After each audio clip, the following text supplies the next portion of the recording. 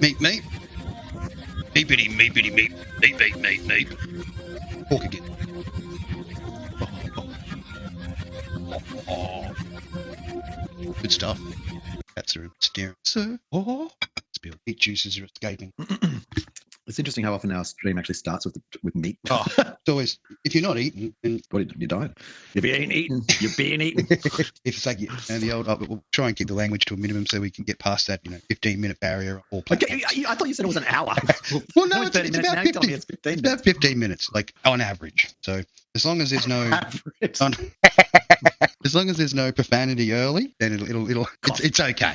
Cough, cough, cough, cough, cough, cough. Maybe some French dropped during this program. Maybe a little bit of French, I find I like how you get real meek on streams. Like when you go live and stuff, you're like, you won't say things like, penis and vagina and stuff like that. Like you get shy. Like I imagine you blushing. No, your eyes start fluttering away. Oh no, I can't say the word. Please don't. The shame. The shame wizard strikes again.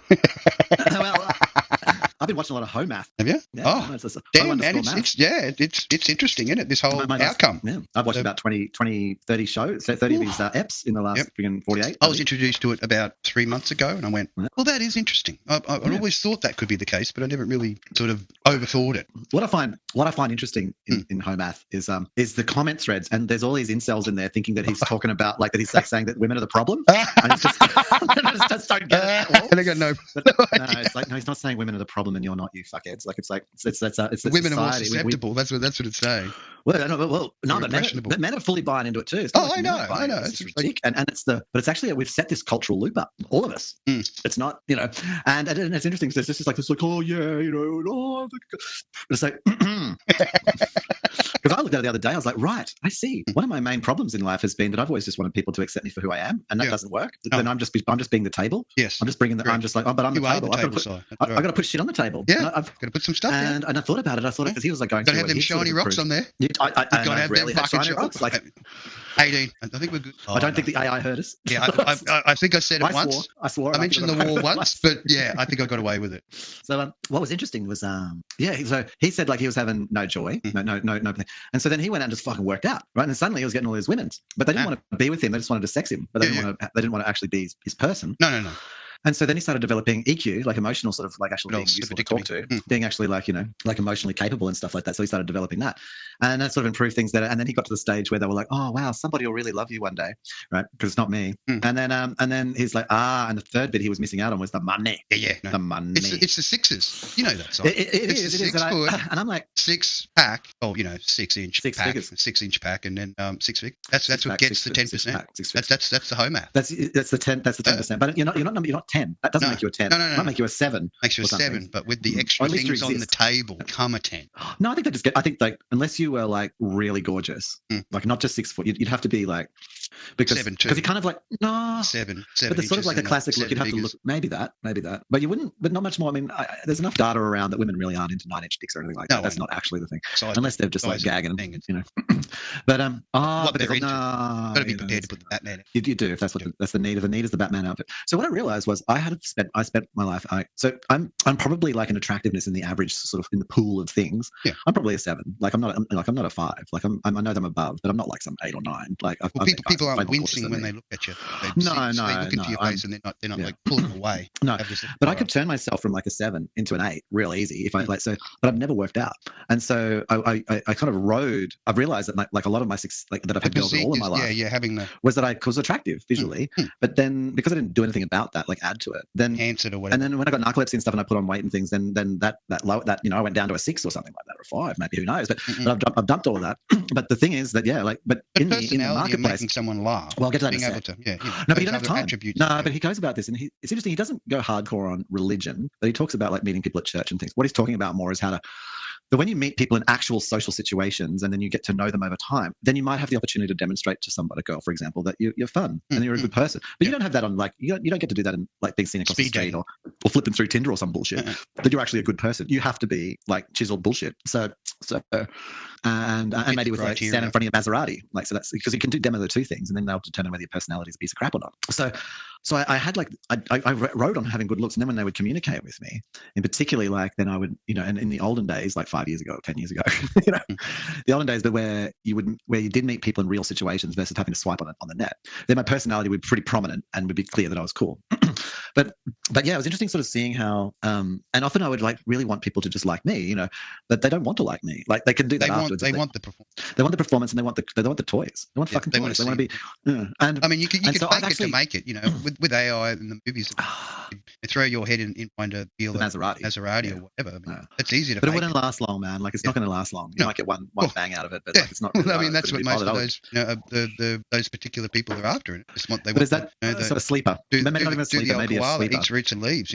So a sweeper, but that you just that never happened. No. And I'm not. Yeah. So I feel, and so I had okay looks, pretty good looks, and then but then if I actually like continue and I put muscle on this, and then I went on to and like looked at like not just lean but then toned, then yeah, like it would get those juices. Like I'd become an 8. I was like, wow, okay, he's right, because if I did that, suddenly girls would just talk to you. Oh hi, what? You didn't fucking talk to me last cow.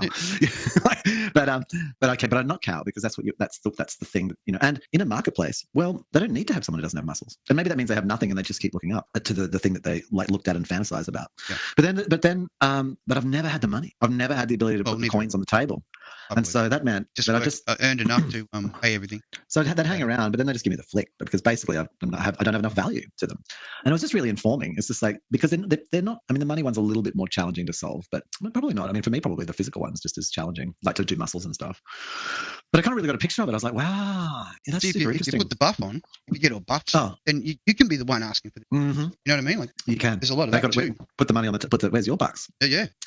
And I really like the other thing. There was this whole thing he showed. It was so clear. It's like, and I mean, some people were really great at it, but it was like how, until recently, also men earned more than women. Apparently, no, well, we did cash-wise, because they didn't have fucking jobs even, like mostly, like, but they weren't even allowed, in some places. But the point of having more money as a man was because you had to give heaps of it to a woman. Like that was like why you had more, because you had to give them more away. To hand it over. But when you have the same amount as a woman, time-saving devices. Yeah, but when you have the same amount as a woman, and then you have to give away the amount, well, clearly now you're fucking broke, and they're like, oh, well, can we go out to dinner? And you're like, well, not really. I can't really do that. Well, I'm going to go out with the persons who can. And of course, then it means quite simply that somebody who's like that 8, 9, 10, who has got the 6 figures. So then it's not like then it means like someone who's like on 80, 90 grand a year is worthless because the chick's on 80, 90 grand. So then that's right. On 200K. And most times in my business, I don't look at the other women like as women. I look at them as men. They're in the marketplace and they're working. So they have the equivalent status of a man. Yeah, 100%. And they know that. But then they're looking for something which has got 200K, so they can get 100K off them to fill up their extra, so that they've got the money. They can afford holidays overseas. And I've even looked at like some of the rhinoplasty. Yeah, and the reality is of course, is to take the things and kick you out, and then have the more things so that they can get the higher. Then they can upgrade, go up so that you can then hunt the next level. Absolutely. They don't call it the food chain for nothing. If you ain't eating up, then you eating down. Yeah, exactly. And it was the other thing that all sort of made sense. I was like, and then the thing that I found that was, besides that, the thing I found that's sad was this thing around like, so in the marketplace, in that kind of mode, essentially. Well, but also like that, so that girl who was looking for the thing that was, because they want the thing that's the more thing, so then they go for they're a 6 and then a 7, and they go try looking for the 9, and they get whatever they think is a 9 relative to them, so some pure 9 objective viewpoint. But then even if they've found the good person, such as a few women who have found me and they've realized actually, I'm a keeper, but then they just keep fantasizing about that 9 they had once. Yeah, and then that never leaves their mind. So that's and they're always just looking at me. It's going to be the benchmark. You're the one I settled with. Settled. And it's not just boring. No, I want to go get that 9 again. Let's settle with you. And then they go and you get seem like a really nice provider of things for me. Yeah, I'll be back. Is that all it boils down to? Like, yes. When you think about it. And this isn't a problem. I don't have a problem with this, but just like relationships are a transaction. It's a fucking transaction. And I don't mean it in a mean-spirited way. No. It has to be a transaction. Yeah. Like we have a transaction, you and I. Well, back in the old days, if we didn't have a transaction, when you got married to a woman, or the woman was given to you, you had to provide, the 3 cows and the 2 sheep and the 10 chickens. You had a demo. Yeah. Show your worthiness. You had to have that. That was that was some of your excess. Was that what you gave to the family? Yeah, the purchasing price. And I sort of look at, say, for example, somebody who's, just, someone previous in my life. And then I look at like a few of the people they've been with after me, and then, and they had the six pack and they drove the nice car. So they did the thing. They looked up the food chain. They went to the 8-9 and the 8-9 just treated him like a hoe, just treated him like the thing. And then they, but I show him. And then they'll just know you're just a sleeper. No, not even a sleeper. You're just actually you're a sleeper. I'm pretending you didn't even exist. And they're like, I didn't feel like I was really being treated well. No, because you try to do this thing and they're just going to, when it comes to the real one, they're going to get somebody who's also the thing. Yeah. Who's got the, they're, compatible items. That's got the plastic tits or whatever. They've invested. They've put the investment in so they can show them off. Double fists, all the way up to double fists, mate. And I was just like, wow. And then I don't rank because then they just, but you don't get the thing. Mm-mm. And what I liked about it, and that's you're like the tadpole in the pond that occasionally someone goes, oh, look at this little tadpole. Yeah. Well, I make a really good dick between dicks. That's one that can, the trampoline, call it. And no one has sex with me already.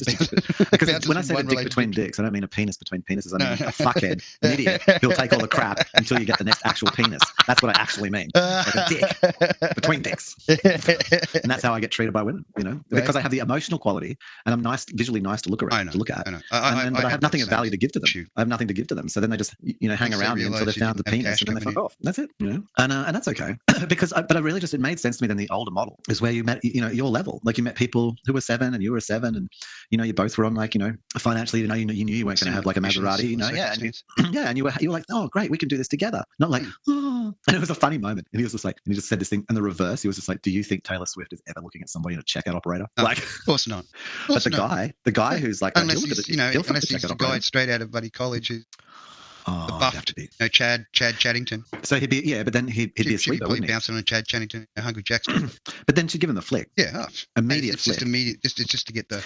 But he made the point was that men do that. Women don't need to do that. Men do that. The man would do that. The man who was like, the Brad Pitt would sleep with the checkout chick. He'd pull the chick, and then he'd dump. If you were that status, right, and you were doing less than a 5, like could they even say humanity? That's good. People's poet. To humanity. Not community property, but every now and again I do a service to humanity. I mean, so yeah, I want to like, I've already started my morning exercises. I'm fucking going to continue, man. I'm going to go. I'm going to watch the amusement factor of seeing people who have literally no interest in me, thinking that they're interested in me. I think it's going to be hilariously entertaining. Buffing and stuff. I'm pretty good. I mean, I'm not buff right now, but like I'm. Well, there's exercises you can do appropriate trim you back up. No, it's not the trim. I'm pretty trim, man. I'm about to hit sub 70. I'm floating on like 69.5. I can say like 70. Like it's like I'm on the edge. Man. I'm going to crash it. I'm going to crack 70. Put some excess. You got to fucking get it off, man. There's no point. It's too tedious. I don't like carrying. It's me. Yeah. So and Cheap's a good night because I eat less and you just drink and like a little bit of a drink, things like that. So it's a fitness night basically. Endurance. Yeah. Just burn some calories basically. 4-hour special. So yeah, I'm home at it, hardcore. and but to go back to that beginning bit, man, like the people on there who think that he's just like the champion of incels are so wrong. He's got the incel at the bottom of the list as a 1. You know what I mean? Yeah, because you're not participating. Come on, please be friendly. The girls don't hate you. Yeah, no, you're not going to find a wife shaking a hook tree. Okay, just well, that's basically it. And you're not going to find a man like same whore is both side, bud. Yeah, that's the thing that they don't get, man. Yeah, there's 2 trees, man. There's a male whore and a female whore. You shake either of them, you're not going to get a fucking husband or a wife out of it. He must laugh at them sometimes. You think, here are you idiots? I'm telling you that I'm buff and I'm freaking doing my shit, man. I'm getting the money. I'm doing the things. So I can put the things on the table. Yep. And he was saying, anything he said about it was like, and when you've got the stack and you put them on the table and the chick says, well, I'm the table, you say, no, fuck you. Put your things on the table. You're not otherwise I call a friend and you become the card table. Well, that's because if you're the table, then be the table. We will treat you like the table. Yeah, if we're putting the things on the table, it'll be much bukkake. Yeah. I mean, I know people. I definitely know women who have got things. Because we know how to treat. And it might not be money. We know how to treat. It's not about the cash. Not like we're politicians where we have to, use that keep it out of the weather. Special oil to keep those tables nice and polished. But yeah, so I appreciate it, and I mean, I think he's not being mean to anyone. I think he's actually just calling it all over.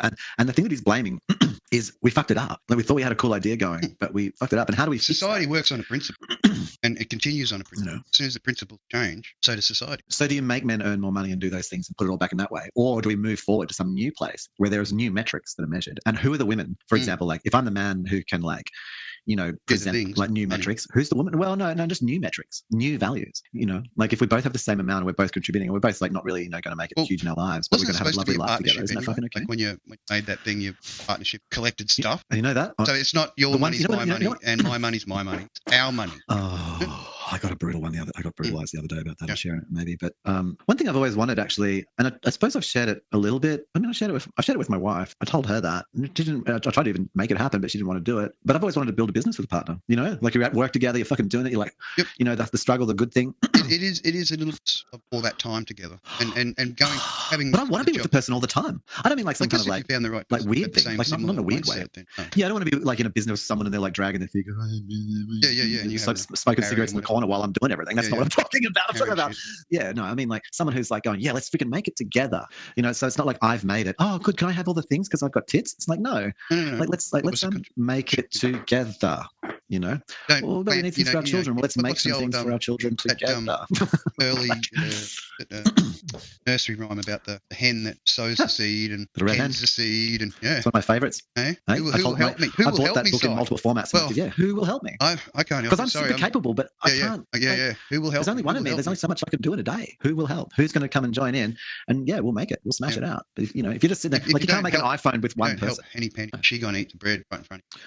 Well, the reality is with Henny Penny, if you go on a deeper, more darker level for Henny Penny couldn't actually harvest all that by herself. They would all have like, they would have gone to seed and then flowered. Like she wouldn't have had time to collect the seed. True. So Henny Penny dies. Henny Penny doesn't get to eat the bread. No one helps Henny Penny. She was planting the seed and waiting for it to grow. Yeah, Henny Penny's this fucking skeleton on the ground, and the crops all just went fallow, and everyone's sitting around going, "What the fuck?" That's actually Henny Penny's true darker story.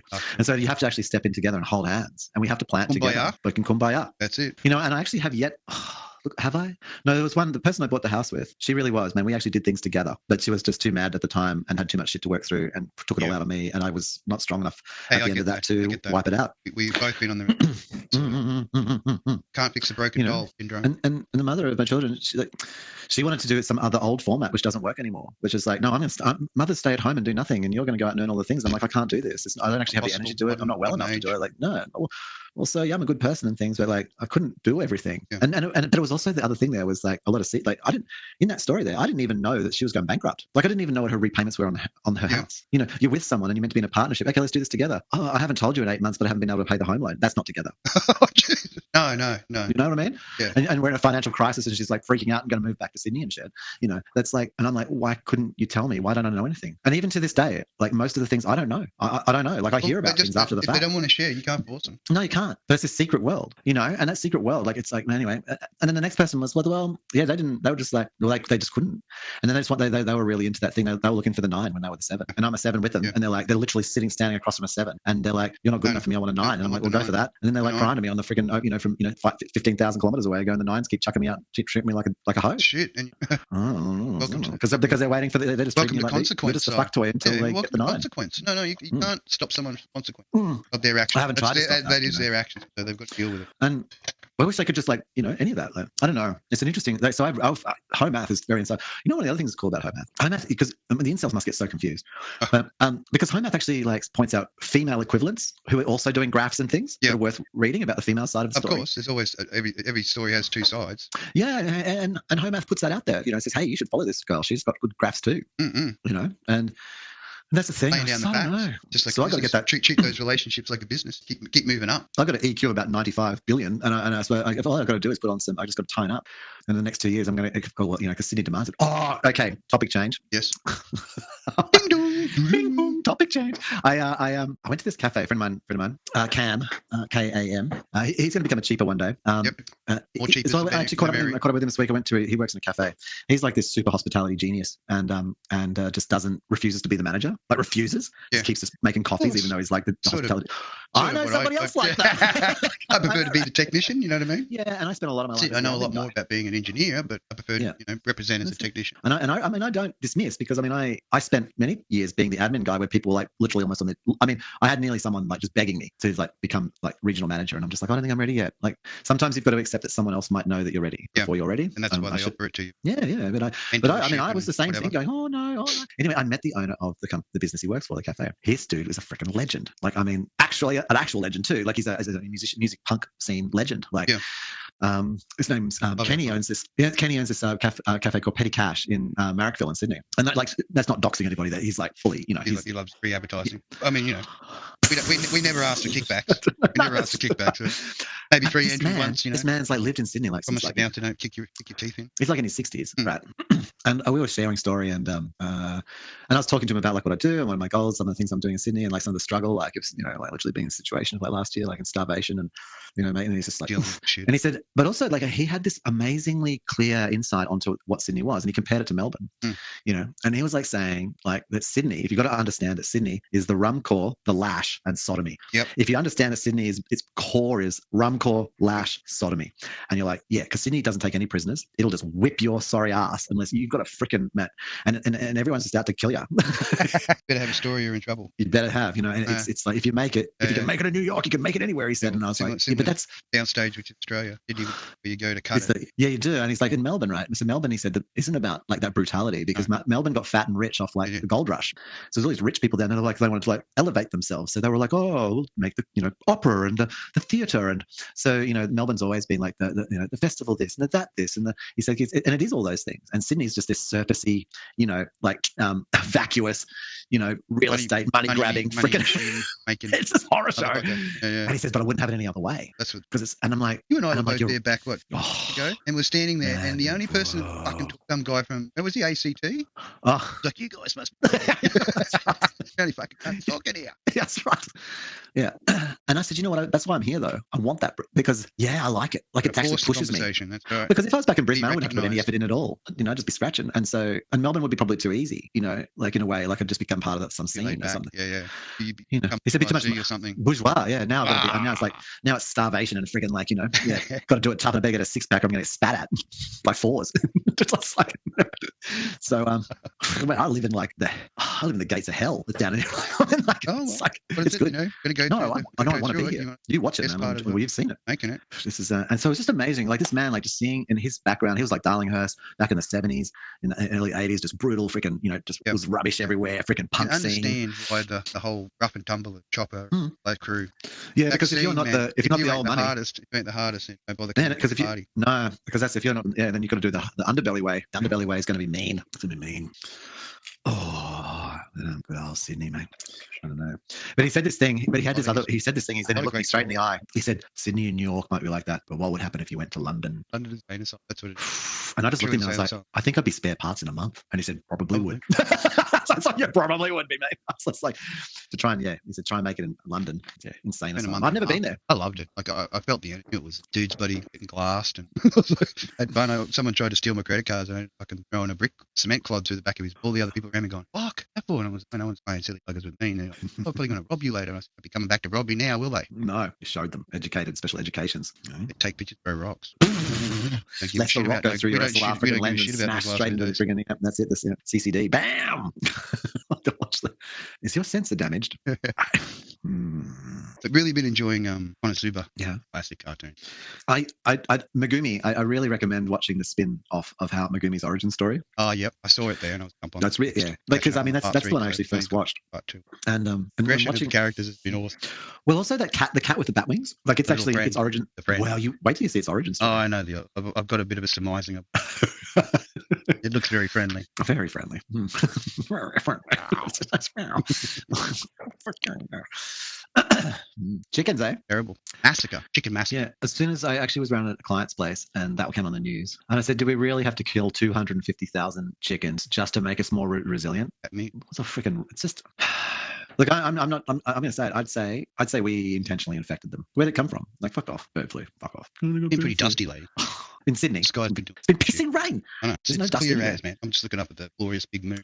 We killed 250,000 chickens in New South Wales so that the population could well, maybe it was to get the rain. Tamp down. Maybe you had to kill that many sin chickens to get the rain. Oh, do you think that was the price they had to pay? One chicken per billion droplets. Blam. We're being rained in chicken blood. Mm-hmm. Absolutely. Your God is pleased. I mean, because I started noticing, I don't think that in the previous resilience training around eggs that enough people switched to buying $7, $8 eggs. They should have. Yeah, if we had, we wouldn't have had to make this sacrifice. No, we wouldn't. Understand? No, I do understand. Yeah, and yeah. And I think I might like to protect chickens in the future. Now I'm going to just make the change. Just remember, lest we forget. Yeah, I know. Lest we forget. And I'm going to go from basically the $5.70 chickens to the $7.80. Who cries for those poor little chickens? Would there be farmers, chicken farmers? No, they'd have been paid for it, man. Surely, because if you were a chicken farmer and you had to kill out all your entire chicken, that'd be catastrophic. No, you'd be paid to kill them, wouldn't you? Hope so. You'd hope there'd be some sort of as part of the program, repatriation. Is that the word? You've had a great loss and now you'd be repatriated. Come home to the womb of death. Yes. Turn back to the dark swirling place. donut at the center of the galaxy. That's right. Into the maw. Yeah. One can only return home back into the going maw. back to where I came from. By black hole. Yeah, we all come to black hole. Yeah. Yeah. Only one way in, one way out. Spaghettification. Oh man! Hey, have you seen this? Talking of spaghettification, have you seen this channel on YouTube which is called what's it called? The something spaceman, like the brief pause for you're going to say I've seen this channel. He does these it takes him like 4 or 5 months to make a video, and let me just find it. Spaceman scale. There he is. It's called Epic Spaceman, and he does these cool videos like where he shows like the scale of the Milky Way or the scale of something else or the scale of the universe. So he just dropped this one which was zooming in and out. Yeah.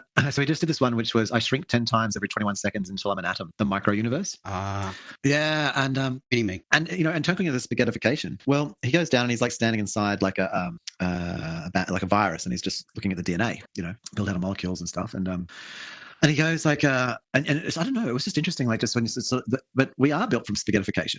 It's just interesting that the very mechanical nature of of the universe, like of life, is very mechanical.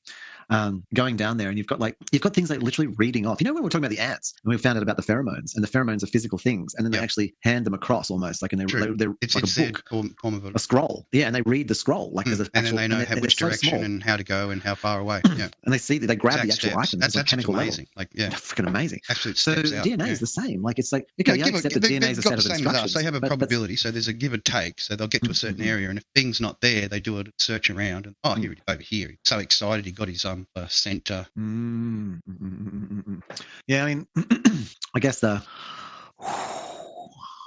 think on that atomic level, he didn't go lower than that though. It was interesting. I thought he went down only to the atom, which seemed a bit, sort of where it's sort of like. Considering we had a fundamental understanding of what quarks and neutrinos are, he could have gone down start to add those parameters. But maybe that's traction. Like maybe he needs to he sort of weighs up how much viewing and ads he gets from one, and he's like, well, I can only go down to the atom level, and that's how I would make bank off that. And then if I want to go less than the atom level, I can make bank off that separately. Yes, break it up into sections like maybe shorts and the gems, the nuggets, the golden nuggets. NSW, FW.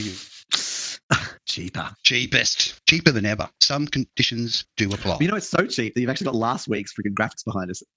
Well, it's not actually the same one. Like I generated a whole stack of them. Like there's just a plethora of that actual of that scene. Yeah. So hang on, I'll do another flip. I thought, it's like even the Christmas edition was fucking going on and everything, man. Like oh wow, look at this. I generated. Yeah, it's just so intricate. Even got the little gaming machines off to your left hand and my right hand side. Yeah, look at that. That's it, just for us to give away our pound of flesh. No expense spared. None. Fully AI generated, except for the speaking characters now. We're real, I promise. We're not AI. I'm so hopeless. It's just like, it's got to be cheap. It's so bad, it has to be good. You know how it is? Does it? Well, supposedly. Does it have to be It looks so fucking fake that it has to be real. Has to be. Has to be real. It's interesting how people, we got that comment this week that someone thought we were VTubers. What?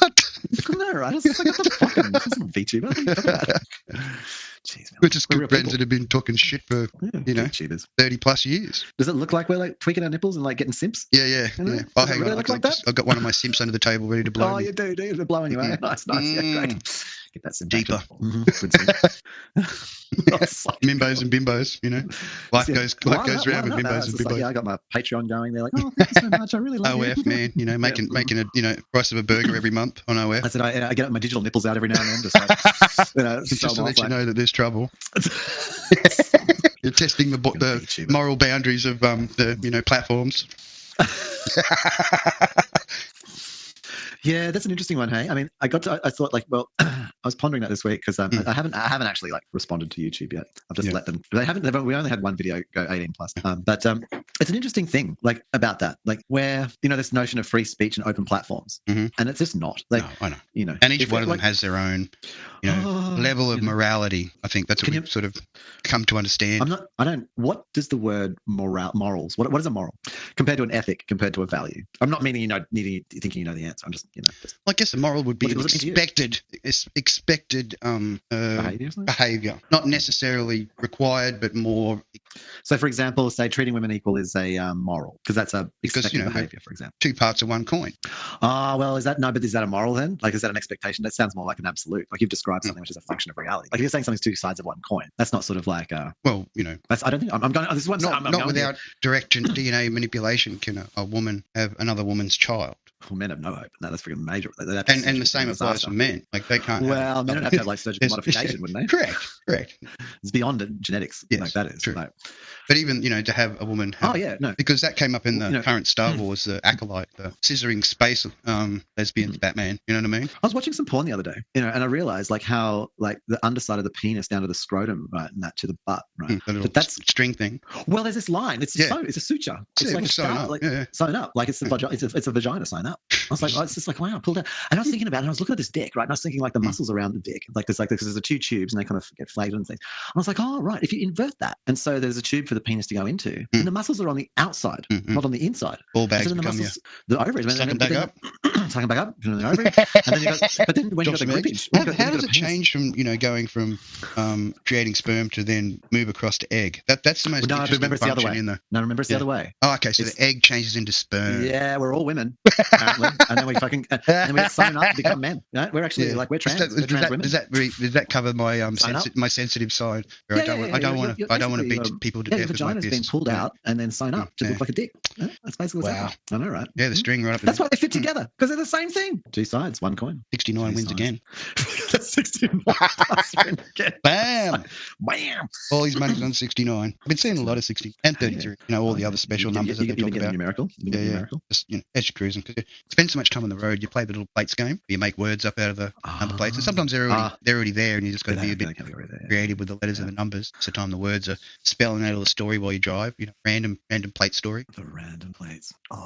Some good, funny moments with the random plates. Especially when they're one after the other, and then they actually say something because they're one after the other, but they line up to say something, the sentence. That's quite amusing. What is the difference? Explain the difference. Okay, explain the difference between ethics, morals, and values.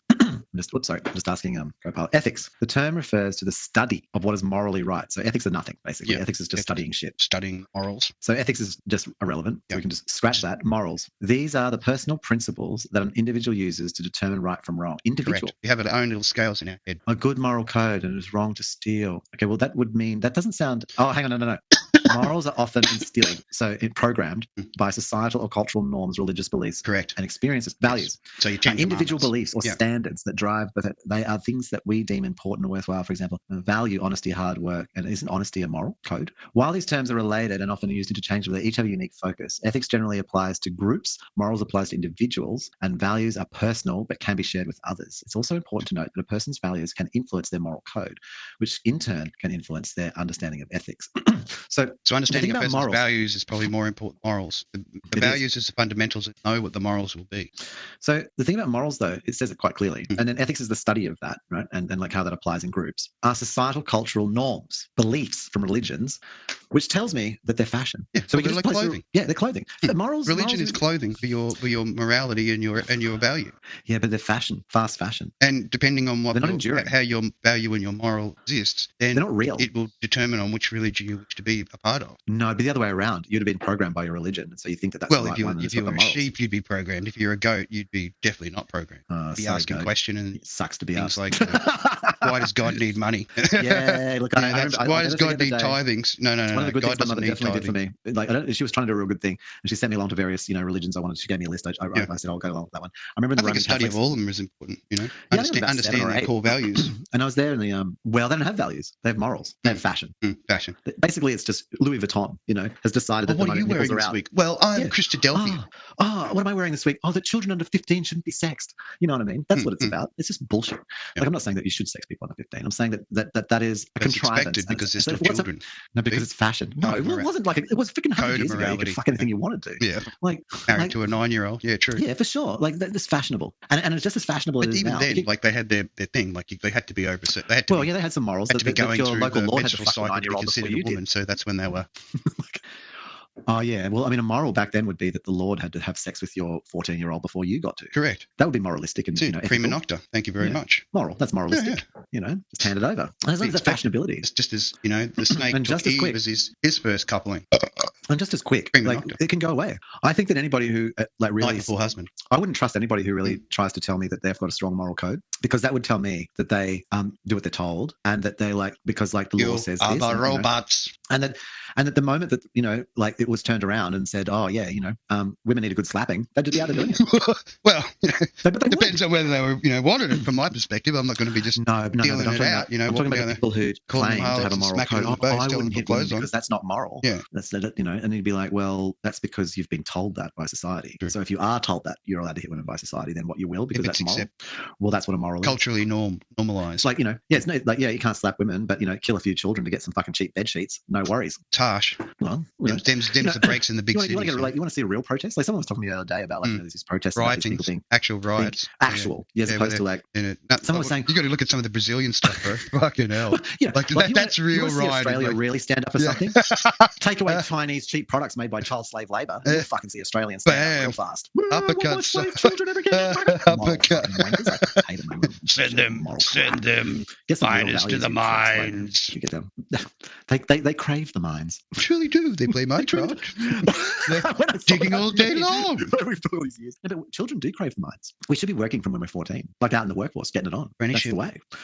Waiting for children to get to 18 and 20, you've ruined them. They've just learned to be lazy. They've just picked up this thing. Like someone else makes apprenticeship potential. Well, someone else makes the sandwiches. You're fucking 18. Right. Someone's making the fucking sandwiches. Fuck off. Get on, fucking 14-year-old. Jesus Christ, not making do everything. Where's the pot of tea? Jeez, what the hell?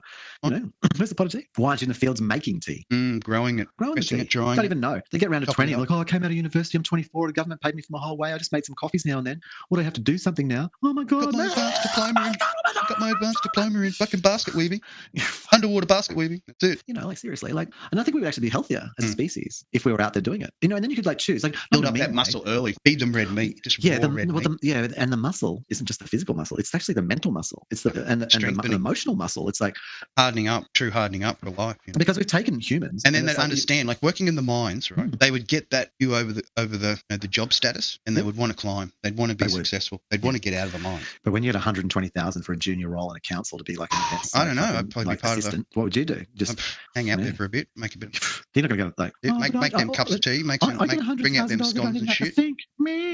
You're like, oh my far out. I think we're damaging people because it was like the 14-year-old, and then we're like, oh no, well, high school 18, no 18 you need, and then you can go get a job at work. But now it's like, oh no, you need a degree, no, you need a master's. Yes. So now you're 26, you haven't even really done anything yet. No, it's been just being spoon-fed.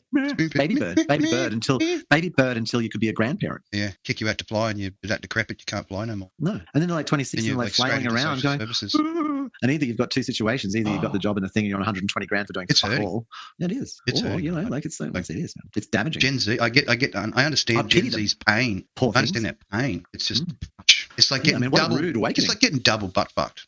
Just a very rude awakening. It is. And it's not by loving people. You can have two loving partners, slowly stretching you out, preparing you, a bit of lube, giving you a little bit of a tonguey, getting the separation, that sort of thing, preparing, But no, it's 10 inches of rock hard cock. Don't let Japan's your fucking suffering. Come in dry, motherfucker. It's like, bam.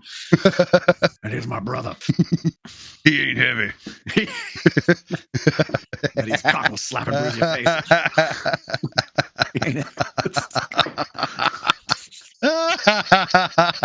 I'm posting that shit on YouTube. That's going. That's going on YouTube. YouTube can deal with it. Screw you. That's right. Touchdown. Yeah, I think we are. Life hurts. It does. There's no doubt about it. Everyone's going to have some pain in their life, and they'll have joy too. They're going to have all kinds of emotions. Get used to it. You think about deal with them when you need to deal with them. Weep when you need to weep, and then shut the fuck up and get back on with it. Any more things? You think about your middling. We won't call them a youngling anymore, but because middling. I like middling. Based on middling. Social norms, societal and cultural norms. So it'd be moral. It'd be moral to say that he's not a youngling anymore. Wouldn't it? Moral. That's a moral. It's a social and societal societal norm. Social norms. Crazy. Well, imagine if he had to suddenly earn money. What would he do? Well, meltdown, wouldn't he? So I think he's pretty keen. Like, so, yeah, my 15-year-old youngling's real keen. I couldn't wait to get out. When I was young, like 17, since I was old enough to get the rock and roll, I was just like straight out. Like I just went, no, I'm getting this. I'm going to go move in with some friends, start the socializing, and do the thing. And I did the thing. What about this though? My youngling 15 says, "Oh yeah, I want to work when I want to. I don't want but you could go get the job done at Woolworths. Yeah, but then they just put me on a roster. Yeah, no, but I don't want a roster. I just want to work when I want to work. Yeah. When I need it, when I need the money. Yeah, well, you need money every day. Cold hard fact.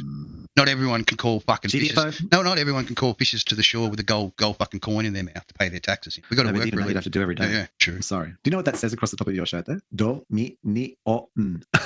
Dominion. I'd take Dominion of those two cat girls. And so then my 12-year-old youngling. I asked them. I said, "Do you want me to get you some work down the road?" No. I just want to work when I want to. I said, "That's what the older youngling says." Yeah, well, it's good enough for them. Yep. Right. And then my youngling says to me the other day, youngling 15 says, you got any work I can do? And I just thought about it and I was like, that's not really going to work because like I'd need them to do it if I was going to assign them a task. Yeah. And current requirements for the expectations of doing stuff for cyber when I want to. Well, but only when I want to. Very limited. Yeah, well, when I want to though. So I would need them to do the work when I wanted them to because otherwise I wouldn't need them to do the work. True. Like, you know what I mean? And you needed them to run in and out, then they'd need to run in and out. So wouldn't they? It's not when they need to run in and out. Level of expectation of the. And so, so it's just kind of like it's this weird flip. Like even the point of like where there used to be this thing where the student was grateful to the teacher. Oh, thank you for teaching me. And now it's like I've paid money. You have got the obligation to teach me. The teacher's like, you don't even know what you're fucking talking about. Like you don't even know the work. Like what are you even here for? No, but I paid the money, so I'm meant to be amazing now. Like this whole thing. Well, now we're down to the point where I have the opportunity. I have tasks I have tasks I'll swap for resources. Clearly, I need them done when I need them done. Yes. So now apparently the next mode beyond Gen Z is it's like it's getting better. No, better by the moment. I'm only going to work. Sorry, you're going to have to just open when I need you to. Oh, what? Yeah. So you're going to have to open your shop when I want to work there because otherwise, sorry, go work for Amazon. I'm not going to work there. Isn't that interesting? You said it right. So the outcome is going to be for these younglings coming out and they're little like, I only want to work while I want to work. Then they are going to have the most menial shit jobs that can be just interchanged with anyone else who just turns up because they needed the work. No critical thinking or anything. No critical nothing. Dum-dums. And how long are you going to have that job before you replace with a $20,000 robot that lasts 6 years? Oh, come on. There'll be universal income by then, so I won't. Universal inflation. Hey, we spoke about this earlier. It's quantitative easing. All right? Quantitative easing, and I'll be quantitatively easing it into the system. I want qualitative easing. One atom at a time. That's it. Until it starts to hurt. And then you just let it rest for a moment. Just a little break. Is anything happening? I don't feel anything. Oh, you right, wait. Start again. Yeah, that's it. There's a build-up. Widens exponentially. Touches all sides of the universe. Reality is a carrot. Yeah. Like a parsnip. It gets wider and wider. The parsnip. The giant black parsnip of hell. All in control by Pac-Man. Packing it in there. Mm-hmm. He knows how to pack it. Wubba, wubba, wubba, wubba. It's the master of compression. Logistics expert. That's it. Pac-Man, the logistics expert. Fit it in there. Don't you worry about it. Thank you, society. I have now expanded my moral. The morale. Can I have you both? The morale of ethics. That. Sorry, that's ethics if I have you both. Dog business later, okay? That's right. Oh, Mr. Bungle. You will give us your account. Let's talk ethics only if I can do all of you. Is it ethical? Well, it depends on your morality. That's right. It's only ethics if I can do 10 people. Otherwise, it's just morality.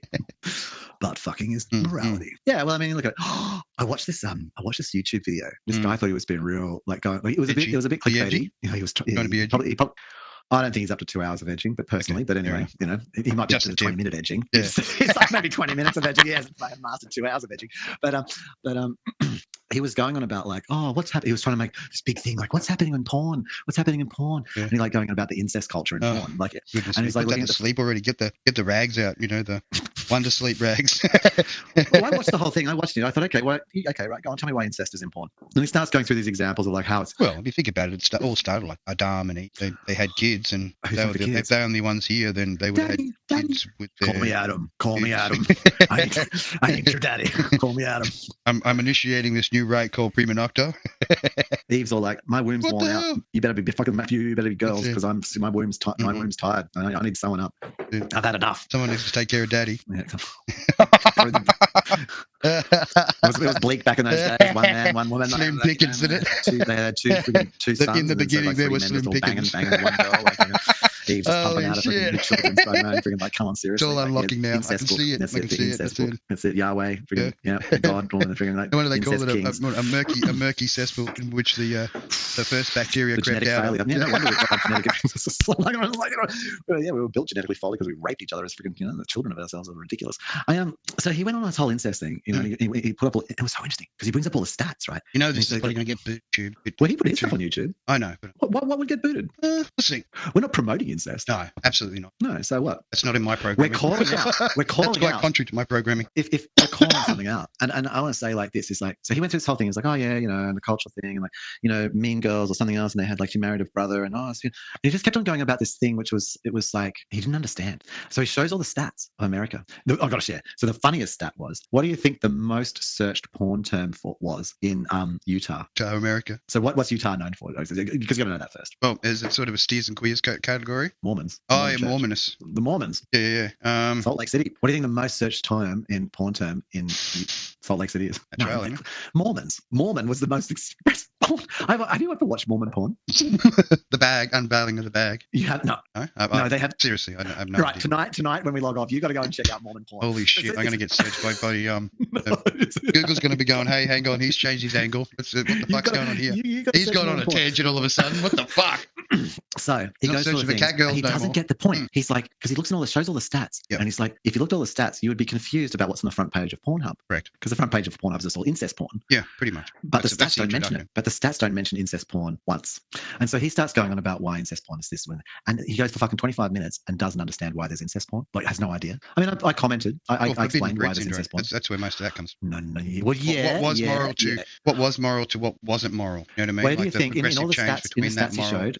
Morality of that particular thing. Ask you one question. Here you go. Yeah. In the age categories that he showed, the stats for ages, where do you think the age category started? What was the lowest number in the age category? How would they determine that? Well, I mean, they've got stats. Like, there's, Well, 18 would be reasonable. 18, thank you. 18. Yeah. 18 would be the reasonable entry level. So incest is not mentioned on the stats. 18 is the minimum number mentioned on the stats. Correct. The reason why incest porn is across the entire front of Pornhub is because the main fucking clientele for it is 14-year-olds. Correct. Wondering about their stepdaddy, wondering about stepmummy. Correct. Wondering about stepsister and stepbrother. True. Oh, what if I went in there and my stepsister is not my real sister? What if daddy, I hear daddy fucking mummy all night? Oh, having a little freaking, little bat for themselves, like while they're watching a little fantasy porn. What's like, and he's like, well, it used to be plumber porn. Mm-hmm. What is a plumber? What relationship in a 14-year-old's mind is a plumber coming around? That's fucking stranger danger. Yeah, true. You want the stepdaddy to bang you. Yeah. Like, come on, like, get a grip. So the reason why that's all across there is because it's actually 14 and 13 and 12-year-olds are the ones accessing it, are consuming the porn. Yeah. And all you have to do is just type in, you just have to say, I'm 18. And then you're a 12-year-old, and what are you watching? You're going to watch incest porn. Because what relates to you? What is in your world? Teachers, parents, stepsisters, and how many broken families are there? Like, it's not even freaking rockets. It's not even rockets. It's not even farming. It's not even the most it's not even like making bread. It's the most basic obvious it's thing. the content that's being provided, and how easily it's accessible. That's the issue. Yeah, but what came first, the 14-year-olds or the incest porn? I'll tell you, it's the 14-year-olds came first before the incest porn. The selection's been made previously, and then they're looking, and you can tell. You can tell, right?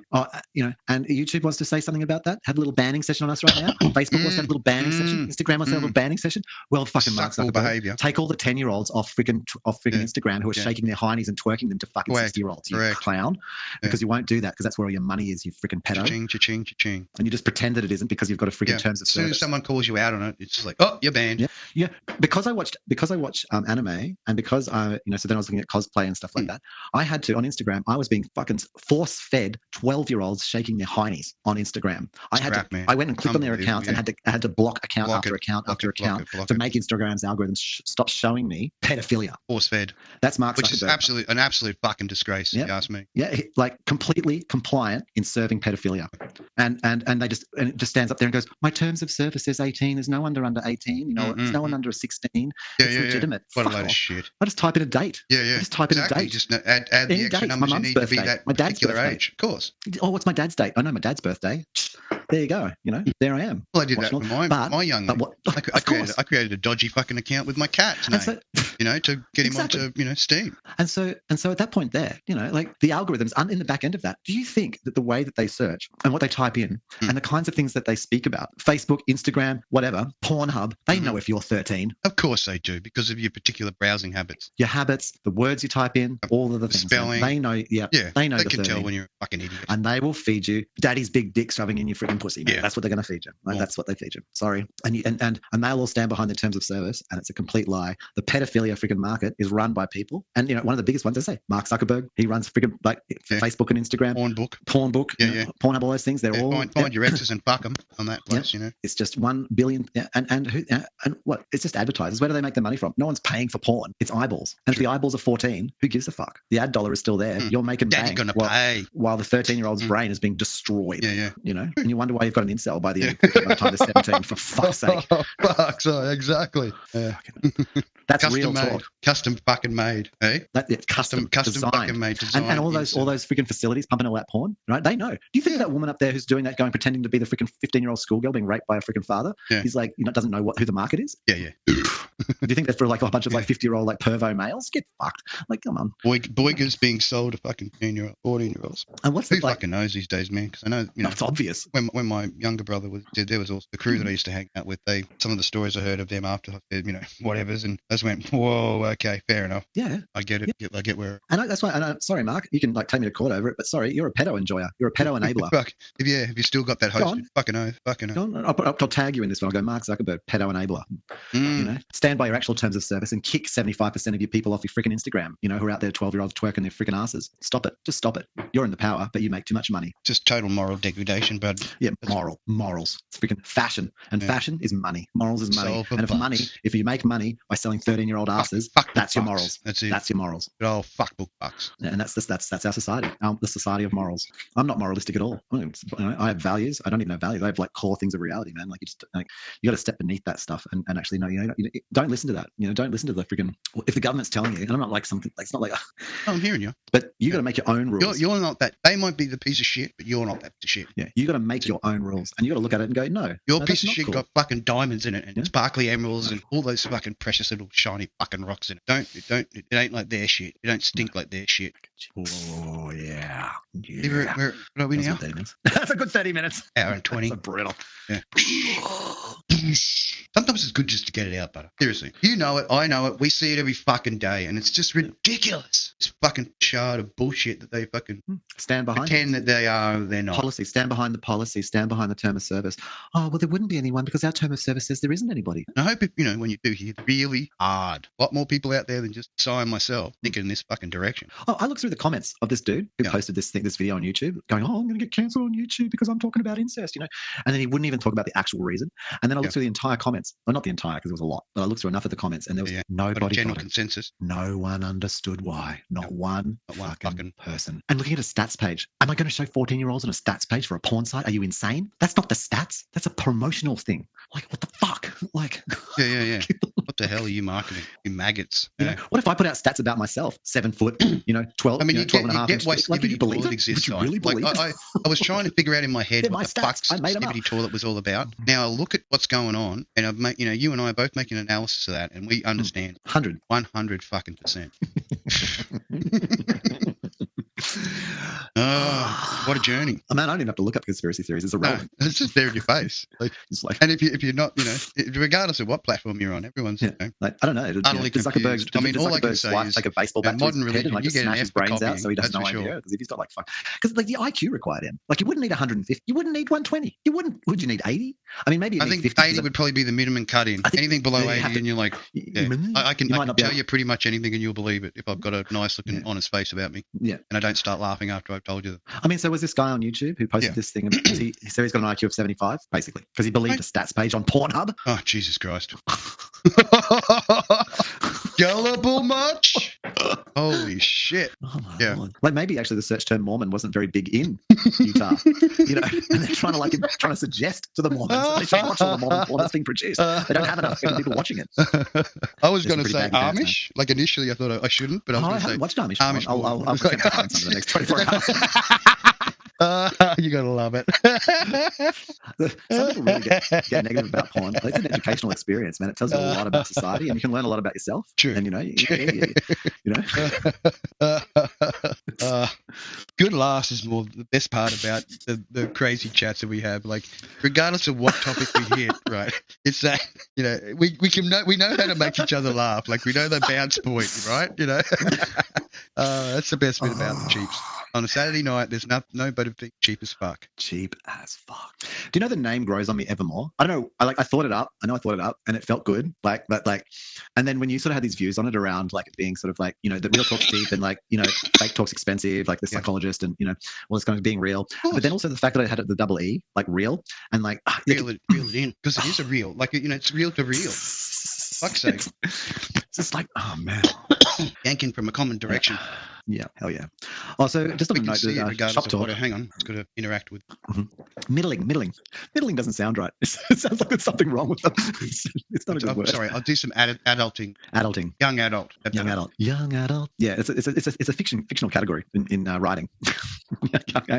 Young adult fiction. 15 to 21. Rafaro. Give me dirty eye there. You really only become paid, right? Oh, that's harsh. That is so harsh, isn't it? Cross the boundary. No, look, but waiting for Twitch to cut us off.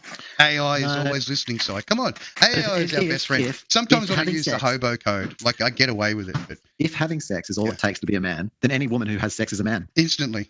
Instantly. That can't be what makes you a man. Well, it doesn't. Being a man, because if it is, then women are all men. If as soon as they have sex, that's ridiculous. What your penis means, you are the shooter of the sperm. Take responsibility of being the shooter of the sperm. Yeah. Change the language. When you want to lose that love gun, then you've got to be prepared to be a man, because rather than taking away another human being, you're going to make one, and you've got to step up to that fucker. So as a man, change your language if you want to be a man from she got pregnant to I impregnated. I gave her my seed to get that. I impregnated that woman. I did that. I am it's not she something nothing. No. You fucking be responsible. You dump the load. Take the high road. You chose to do it. You didn't have to do that. Step up. Yeah, own it. Don't shoot the love gun. Oh yeah, she got pregnant. We got pregnant. I impregnated. I was the giver of the gift.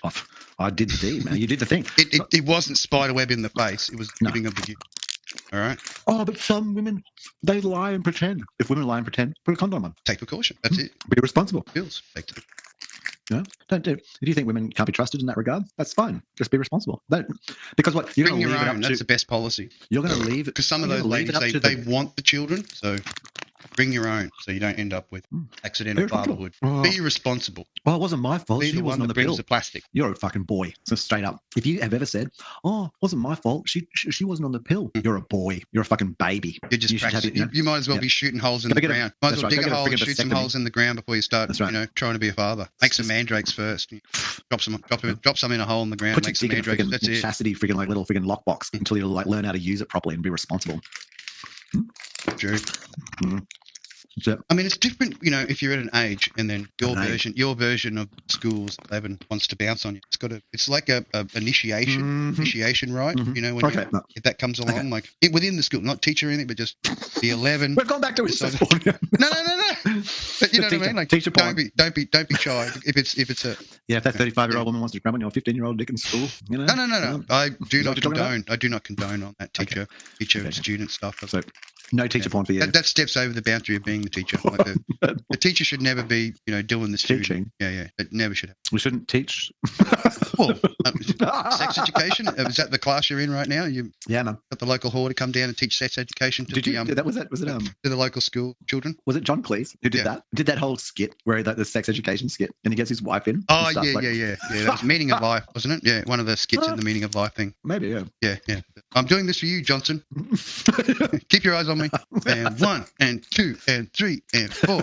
1 and 2 and 3. Oh, I forgot to tell you, Johnsons are coming over. It was quite good. He broke some ground. That was his masterpiece. All that crew, like the Monty Python. They had a Sense on Reality, which was that little bit, I don't know. Neurodivergent, apparently. True. Is the way it would be called. A different today. approach. Interesting. Snake. Very religious night. Apparently. Full moon in the sky. What values, morals, and ethics I do. Alan. Grandpa Werewolf. Dave. This week I was with my client. We were in Chippendale through to Redfern. Oh, yep. in Sydney, sort of like Central Station down the Redfern area. And these like police cars come flying past us. And we do a bunch of stuff. We end up back at their place, client's place. And you can still see police sirens cruising around. So clearly, like somebody's on the run or something's doing something, and they're racing around everywhere trying to hunt them down. Yeah. So if I was trying to hunt you, I mean that's a bit of a mean thing to say, but we're both here, so I'm just going to use you as an example. So I'm the cop and you're the robber. So you're the robber. As the robber, I would be wearing 2 sets of clothes. Sure, and you're trying to get away. And then me as the cop, I then make the loudest noise I can as I run around trying to find you. Well, that's going to make it really easy. I'll be able to hide anyway. And I hear you coming. So I just be going away from where that big loud noise is until it's fucking quiet. That makes it real easy, don't it? Like that, if you had to play that scenario out. Mm-hmm. So why do cops? The sirens on. Like, yeah. What's the fucking point? Why? Well, because it's important to terrify your prey before you devour it and get a ticket. So it's just a big giant ego trip. Asserting authority. I now know where you are, and I run away. I'm a frightened little deer, and I'm taking off because if you made no sirens, I might just walk down the street, and then you'd pounce me. I wouldn't even know you were coming. Cruising around with the cruiser with the the deployable net from the bonnet net. Bonnet net. They just come up. Don't even have to get out of the car. Just deploy net. Yeah. Boom. The perp doesn't even know you're coming. It's a complete surprise. Just bagged like a little tasty treat ready to get And I thought about this. gifted. When you see like these things in America, where there's like big police chases and shit. Lessening silence. And there's one I saw recently, and there was like a news chopper, and the news chopper could see the criminal. And there's like fucking 10 police cars. And they're all, wah! So the guy just hid, because he could hear them all. But the chopper could see the guy, but the chopper couldn't tell the police.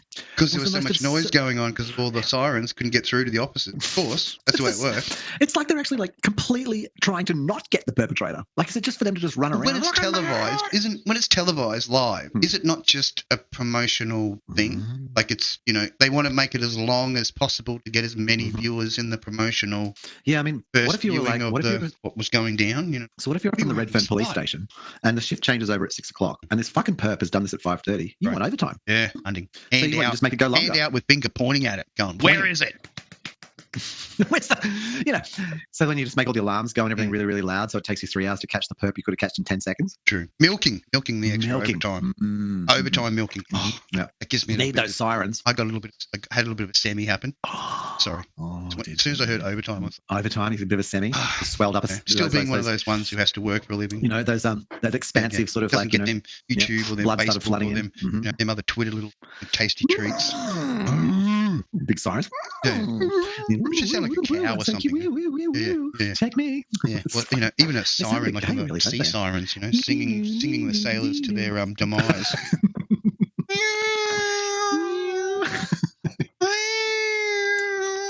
Almost like a slow down kind of cat cry, calling the sailors in.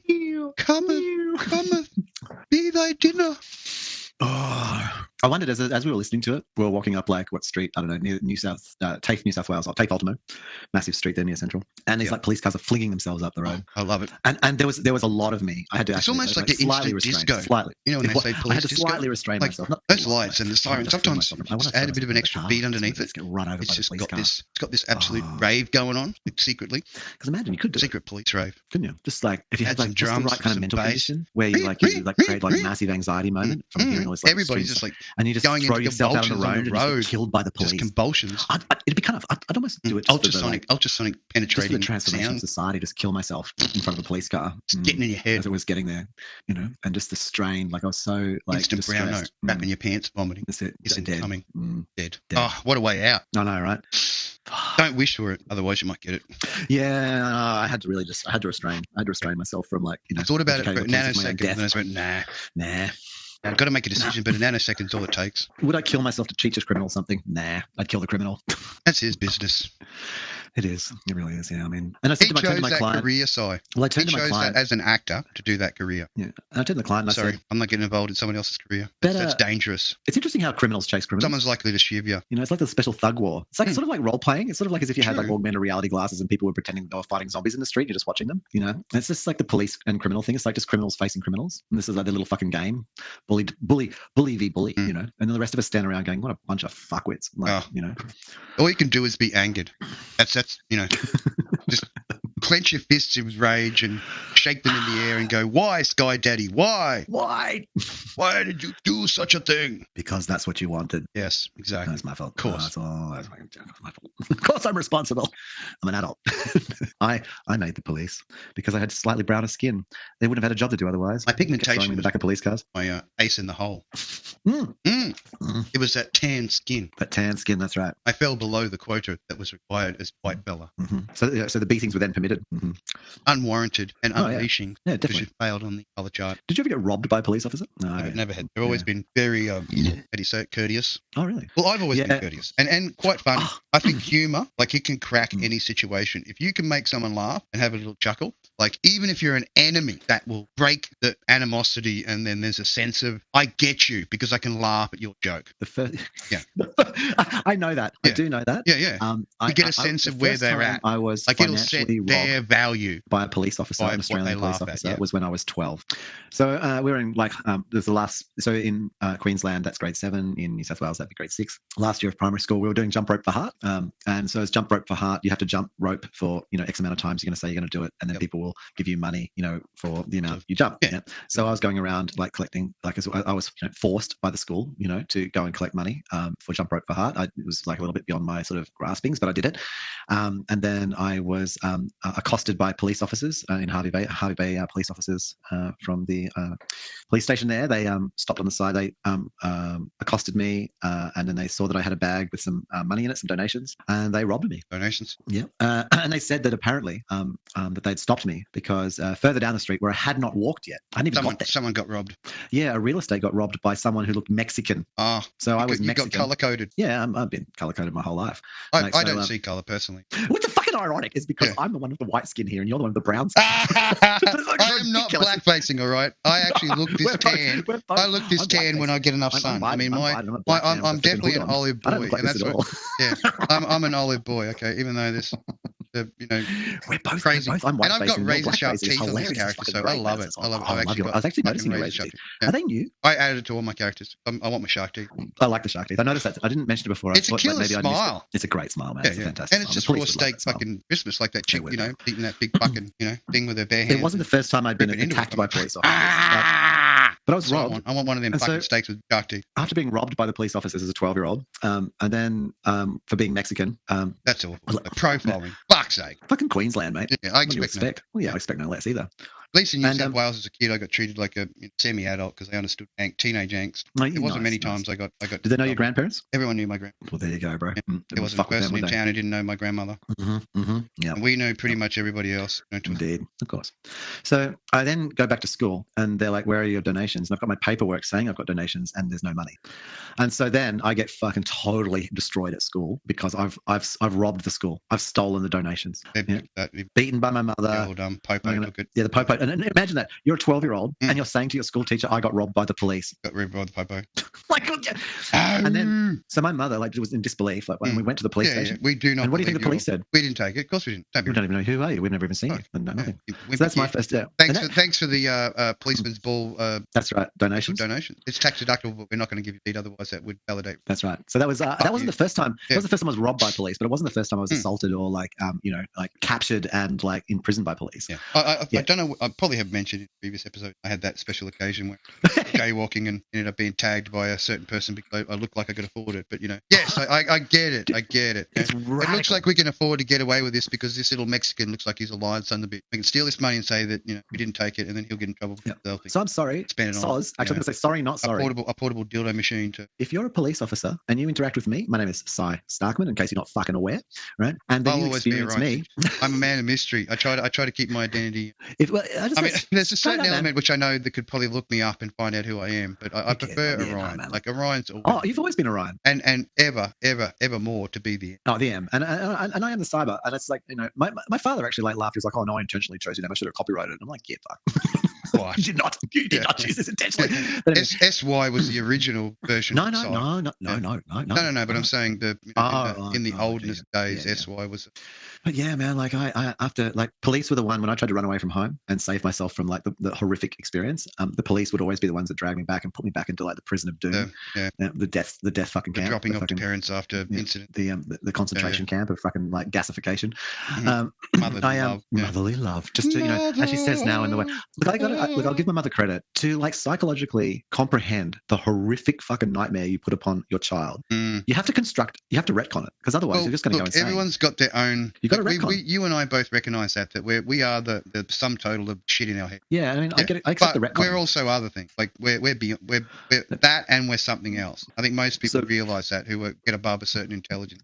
It's not like they're super smart, but because of what they have taken in hand and can put practice, what gives them application. Yeah, sadly, I don't know what level of like victim counselling with police I would need to do to eventually trust them. But sorry, world police forces, I have literally zero trust. I guess I was just of the right hue to be able to not take too trouble.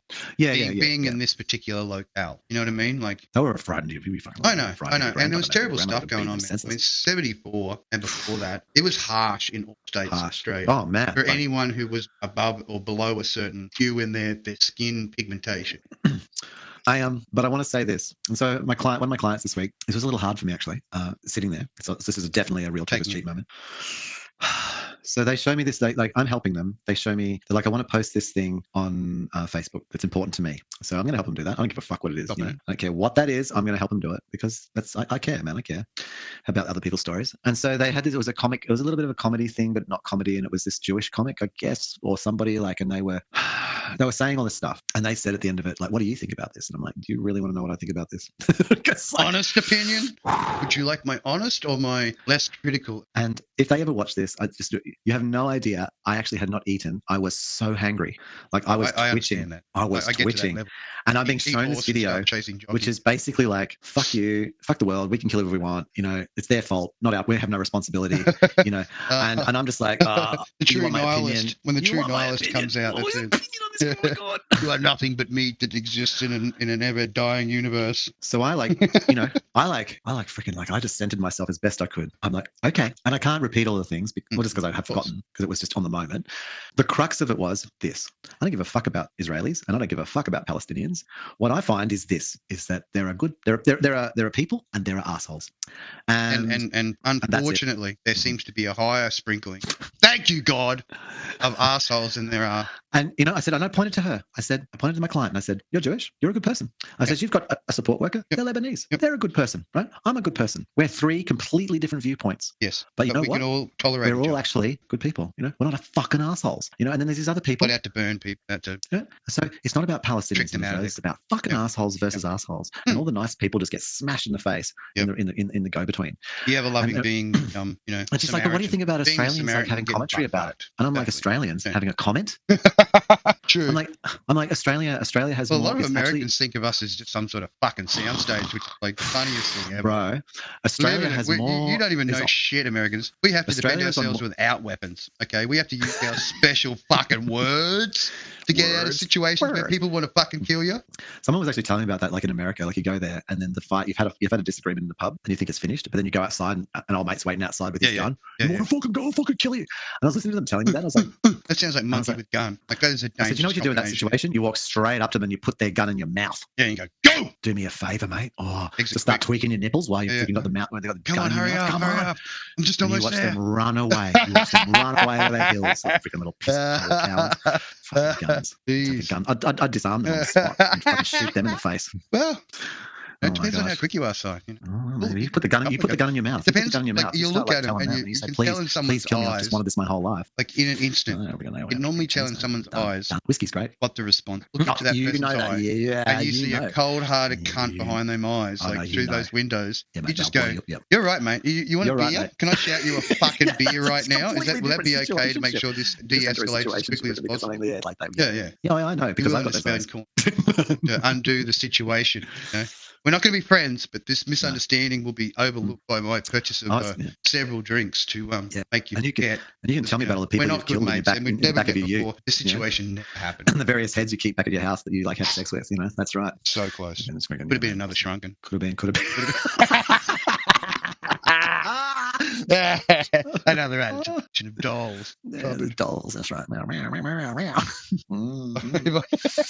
I get away with it. Okay, like, no one's coming searching. There is no dolls. But we are willing to go that far. Yeah, totally. And it's with the Australian things. You asked me about like should Australians have an opinion? I was like, Australia has been called by the UN on for more human rights violations than Israel. Exactly. Australia should shut the fuck up. Exactly. Sit down. Number 2. And shut the fuck up. Americans, shut the fuck up. What do you do to fucking Native American people? What do you do? Shut the fuck up. Help this Palestinian family. Help them come out of there. Shut the fuck up. Who are the homeless people that you see down the street that you drive past in your freaking like leased car every day? You fucking get fucked. Go and help them. Help them. Help that homeless family. Help somebody. Actually help somebody. Sit there like, tweaking your goddamn nipples over some freaking Palestinian family that you give $5 to that's pretending that you freaking even care about them. The real people. Get fucked. And I started thinking about it across the whole world. Right. Japanese, shut the fuck up. You killed all the Ainu. I thought about the Chinese. I thought, the Chinese, they just kill each other. They've had like thousands of years of just murdering the shit out of each other. They should have an opinion. Like as their little groups. And at the end of the thing, well, they do. You got it, man. They just want to kill each other. I said, I want to play you a song. It's from a band called the KLF, and they played this on the radio with the Bosnia Herzegovina and freaking Sarajevo bullshit and all that. C91. Humans against killing just sounds like junkies. Against dope. And she just looked at me and I said, and that's what I think. Inherent nature of angry fucking hate. That's right. Humans against killing just sounds like junkies against dope. Shut the fuck Kissing up. in the wind. Straight in the face. Yeah. Over and over. Seriously? Again. Gold and fucking showers. You'd kill anybody for a $4 freaking, pair of, $4 pair of underpants. You would literally jump over your dying grandma. Yeah. You would punch her in the face for a freaking $5 shower curtain made by slave children. Fuck off. Another country. Fucking Palestinians freaking being hurt. Jesus. End it all. Bunch of wank jobs. Let them have the plastic. We don't need it. We've got the lead poisoning last generation. Fucking thinking backwards. Fucking. That's right. Asbestos, lead. Yeah, let the little children over in China have the plastics and stuff. I want my fucking cheap freaking shower curtain. I don't need to pay much for that. Get fucked. Sounds wonderful. Sick fuckers. Yeah. I can't put myself in that mindset, but. You know what I mean? Like being an absolute fucking cunt. Like, no, I can't. To me, that's just like, I can understand defending myself. If someone's done me wrong. Yeah. Like dealing out the wrath. Happily. Instigate to violate fundamental, reasoning from stopping me from stomping you out. Like, my fuse is fairly long. But... No, but it's not infinity. It isn't infinity. I would say this. I'm going to say this. I would suggest that within this Hamas, there would be plenty of people with guns in their hands who are doing that because if they don't, they're going to get shot in the face, right? It's not because they believe in it. It's not because they're assholes. They're scared. It's because they're surrounded by assholes, right? And you in Israel, most of you are fucking beautiful people. And you know what? But if you open your mouth, you're going to be fucking attacked by assholes, And you know who's fucking hurting each other? The assholes. It's like that police and that criminal. Yeah. And they're on both sides, man. They're the ones police and the criminal to get the trouble. They're the fucking trouble. The rest of us, we're just walking down the street trying to get to our fucking next snack. True. Palestinians, next Israelis. drink. You know what? They've both got the same skin color. They're both the same people. They freaking both love. They've both got children. They're both just trying to freaking get a snack. Get along. And you know what? A bunch of fucking assholes are using both sides as freaking leverage to make a few bucks. Sad indictment of fucking. Yeah, and it only takes 2 or 3 assholes, and you can have freaking millions of freaking nice people just getting smashed. True. And terrified to the point where they're carrying guns, shooting people who are freaking lovely people too. And if they just and they just actually have a cigarette together and just sit down and go, I fucking love you, man. Like, I just want to go fucking have a joint. Yeah, let's go fucking joint. Talk some freaking sports news. That's the majority of humanity. It's fucking Palestine versus Israel. Jesus fucking God. It's not about that. But it's not about that, man. It's literally these sad things. Realizations. Yeah, that's it. Come to realizations. Just remember that. Whenever you wonder, just remember what you believe you want to try and say common norm. It's actually humans against killing just sounds like junkies against dope. I love it. We have been killing fear porn. We've been fed fear porn for so long. We demand it. That's why this morning, like I said, I spent like 3 hours just watching fucking cunts getting bombed by these fucking drones, and they were accurate as fuck. She said, the client says to me, "Why don't the Western world complain about Sudanese? They're like dying in droves because it's not entertaining." That's what there's no entertainment value. There's no fear porn in it. That's why. Yeah, it's entertaining. Like we've gotten to that level where it's now expected that behaviour is happening. Yeah. Sudanese dying, whatever. send their kittens to repatriate for the foster parent. Yeah, like, and we haven't talked about this stuff, and for me, it's very difficult, man. It's very difficult. Well, geopolitics is not really our thing. We just this is very personal for me, like, because my whole life has been brutalized by this bullshit, and being secularized. This a good friend, the Kabbalistic says that the problem is science that you're Jew-ish. Oh, that stings. Oh, you almost made it into the fucking club. You know that? You almost became a chosen one, Si. Holy shit, you came close. I know, I'm just scum. That twinge. Where unfortunately cannot join. We can teach you, but it's going to cost you money. Yep. Ooh! I know that was a bit of an uppercut, but hey. No, straight up, man. Like, I can be a Jew for $2,000, but I can't be a Jew because my grandfather was. That's how cool Yahweh is. How does that work? How does that fucking work? Don't ask me questions about the donkey. Okay? I'm not going to answer your questions about the donkey. He's got his own reasons. It's absolutely loopy. All right. So, all you have to do to be a Jew is spend $1,500, $2,000, right? But me, no. Like, my grandfather was Jewish, and all the things, happy days, my heritage, no. I've got to spend $1,500. So Yahweh just wants money. Let's just say it was a lettuce leaf thing, okay? Why does Yahweh want money? Just say it was a... Oh. Okay. He went his separate way because he got embarrassed, and he went, MFers, I'm out of here, I'm taking my faith. My dad, as you know, my dad's Papuan. So my dad's always said to me, you can't go to Papua. Me, and if you mock me and you treat me like shit, I'll make you wander in the wilderness. Fuck you. My dad being Papuan. No, well, I mean, I don't get it. My dad told me, I can't go to Papua. He says, you'll get killed. I'll get killed because they'll see my half caste. They'll kill me because I'm shit. Make sure things are right. If I go to Papua, the majority of the colour is that. If I go to Papua New Guinea, I'll get murdered for being a half caste. Quite easy to get your head caved in. Oh yeah, so your great grandfather was Malaysian. So I speak to Malaysian people. They're like, oh, you said Malaysian, like you're fucking racist. It's like, I don't even know what you're talking about. I don't know, like Malay. Okay, Malay. Fuck you. Like that's what you think about your culture. Your culture. Fuck you. Like I'm somebody who's like so far like trying to like attach to something. Like, hey, could I learn something about that? Oh, yeah, fuck you. Like I don't turn to a Jew. Fuck you. Like we're gonna point guns at you. I turn to like a Muslim. No, you're a Jew. Australian. I'm Australian. Like I'm not Aboriginal. And why is that? But because my ancestors came over here and raped and killed and stole this little bit of the colonised bit of the country. But you are natively original. You are Aboriginal. But I've eaten enough of the dirt and the plants, and animals. Correct. Pick the trees and Aboriginal Australians. And he's Aboriginal Australian. Yeah. I am considered myself as my family's heritage. That's a powerful statement. We've integrated with the Aboriginal. Yeah, that's the way I see myself. I'm not here to colonise you. I'm an integrator because I was brought here as a prisoner. My family was brought here as prisoners, and we want to integrate with Indigenous country because our own country kicked us out. We weren't worthy to be there, so we came here. You weren't rich enough. Long live gone won a land. You weren't the landed gentry. Oh. No, we were rejects from the landed gentry. Our poor ancestors stole apples from the rich people. We apologise. So we came over here just seeking refuge from these imperialist bastards. I consider you Indigenous. Fuck, we've gone some places. I've got to give myself a new name. Like I've got the Orion sinner, always a sinner. I love. I need to connect with the land. I'm going to have to go on a walkabouts. Orion Bunjalung Shinsu. I need to. Don't. I have to get it. It has to come as I'm teeing off my nose. You know what I mean? Like just either mushies or some sort of other chemical inhibitors to create the right response to get the name. It's easy. Like you've done it once, you don't need to do it again. So occasionally you use it to get that extra reference. The inspiration. Is that what it'd be called? Like you dip into the devil's mix to get the inspiration. You don't have to stay there. No, you don't. You occasionally just dip into the ever-flowing web of knowledge that exists in all places at all times. Come back out without too much depth. It's a lot of input. The universe is just like this everlasting song of the glory, the background, the hiss, the way it was punched out, frequency of nothingness. Like if we look at all data frameworks come in, all of our listening to the great big whole set of information, SETI exploration, I should say, and us decrypting packets. And we've learnt more about outside than we've learnt more about what's under the sea. That's how fascinated we are with the outside than we are with what is here. So is this the Western versus Eastern approach, do you think? As it's called, as it's sort of labelled? Looking up, looking down. I guess under the sea is looking down, but it's just so much there. Oh, talking about under the sea. Have you seen this guy? He's called Korean Comic on YouTube. And I don't know what else he does, but he does these like reviews, or not reviews, but like it's sort of like a review of Disney movies. Oh, no, clearly you haven't. I'm just scamming you. Come on. I haven't heard anything. Lay it on Korean. So he just gets no. I'll send you one. Okay. Yeah, send me a link. Yeah, Korean comics. I need to check. They're about 10 minutes long. Check the content. So and he just like takes Disney movies. Absolutely. Just like takes a piss. Am I like hitting it on the head so quick? Oh, so good. Like, pardon me. And just like it happens when I'm really drunk. Sorry. I get that. What are you sponsored by tonight? The Summersby again. Summersby. Very much.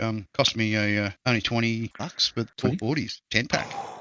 No way. What the fuck? What the fuck? You guys love me. A 10 pack of 440s. Yeah. 10 pack of 440s. Not just real cheap. $25. It's like super cheap. Super cheap. I won't drink them all. I'm not an alcoholic. I don't have to wake up in the morning and have one.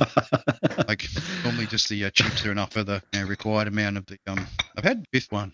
Yeah, so I'm drinking JB. I decided I had to have some sort of scone or something. So I brought these delightful scones from a local bakery today. Oh, did you? Yeah, curry. Oh, I love a curry pie. Swung it out, bang it out. Oh, fucking curry pie, man. Is it curry pie? Do you prefer a curry pie or a mushroom pie? Can I have a mushroom and curry pie? Oh, I was actually just thinking. I'm a mixture of taste. You can give me like a full vegetable. I want the pie. beef and mushroom curry pie. I want a full meal in a pie. Oh. A pie meal. I have the pie meal, a layer of meat, potato, carrots, beans, cheese. I mean, like make it a real, get it happening. Let me read the front of this actually. So I am drinking by appointment to Her Majesty the Queen, wine merchants, HMS, Justerini and Brooks Limited. Justerini and Brooks Limited. St James Street, London, England. Rare J&B, a blend of the purest of Scotch whiskies. Justerini and Brooks, St James Street, London. My mouth's watering when you say those words. Blended Scotch whiskey. Just want you to drink it. No E. Instantly. Oh, does it? That's the sound of that whole description. Like if you hadn't started drinking by the time you finished reading it, there'd be something wrong. Scones and throat.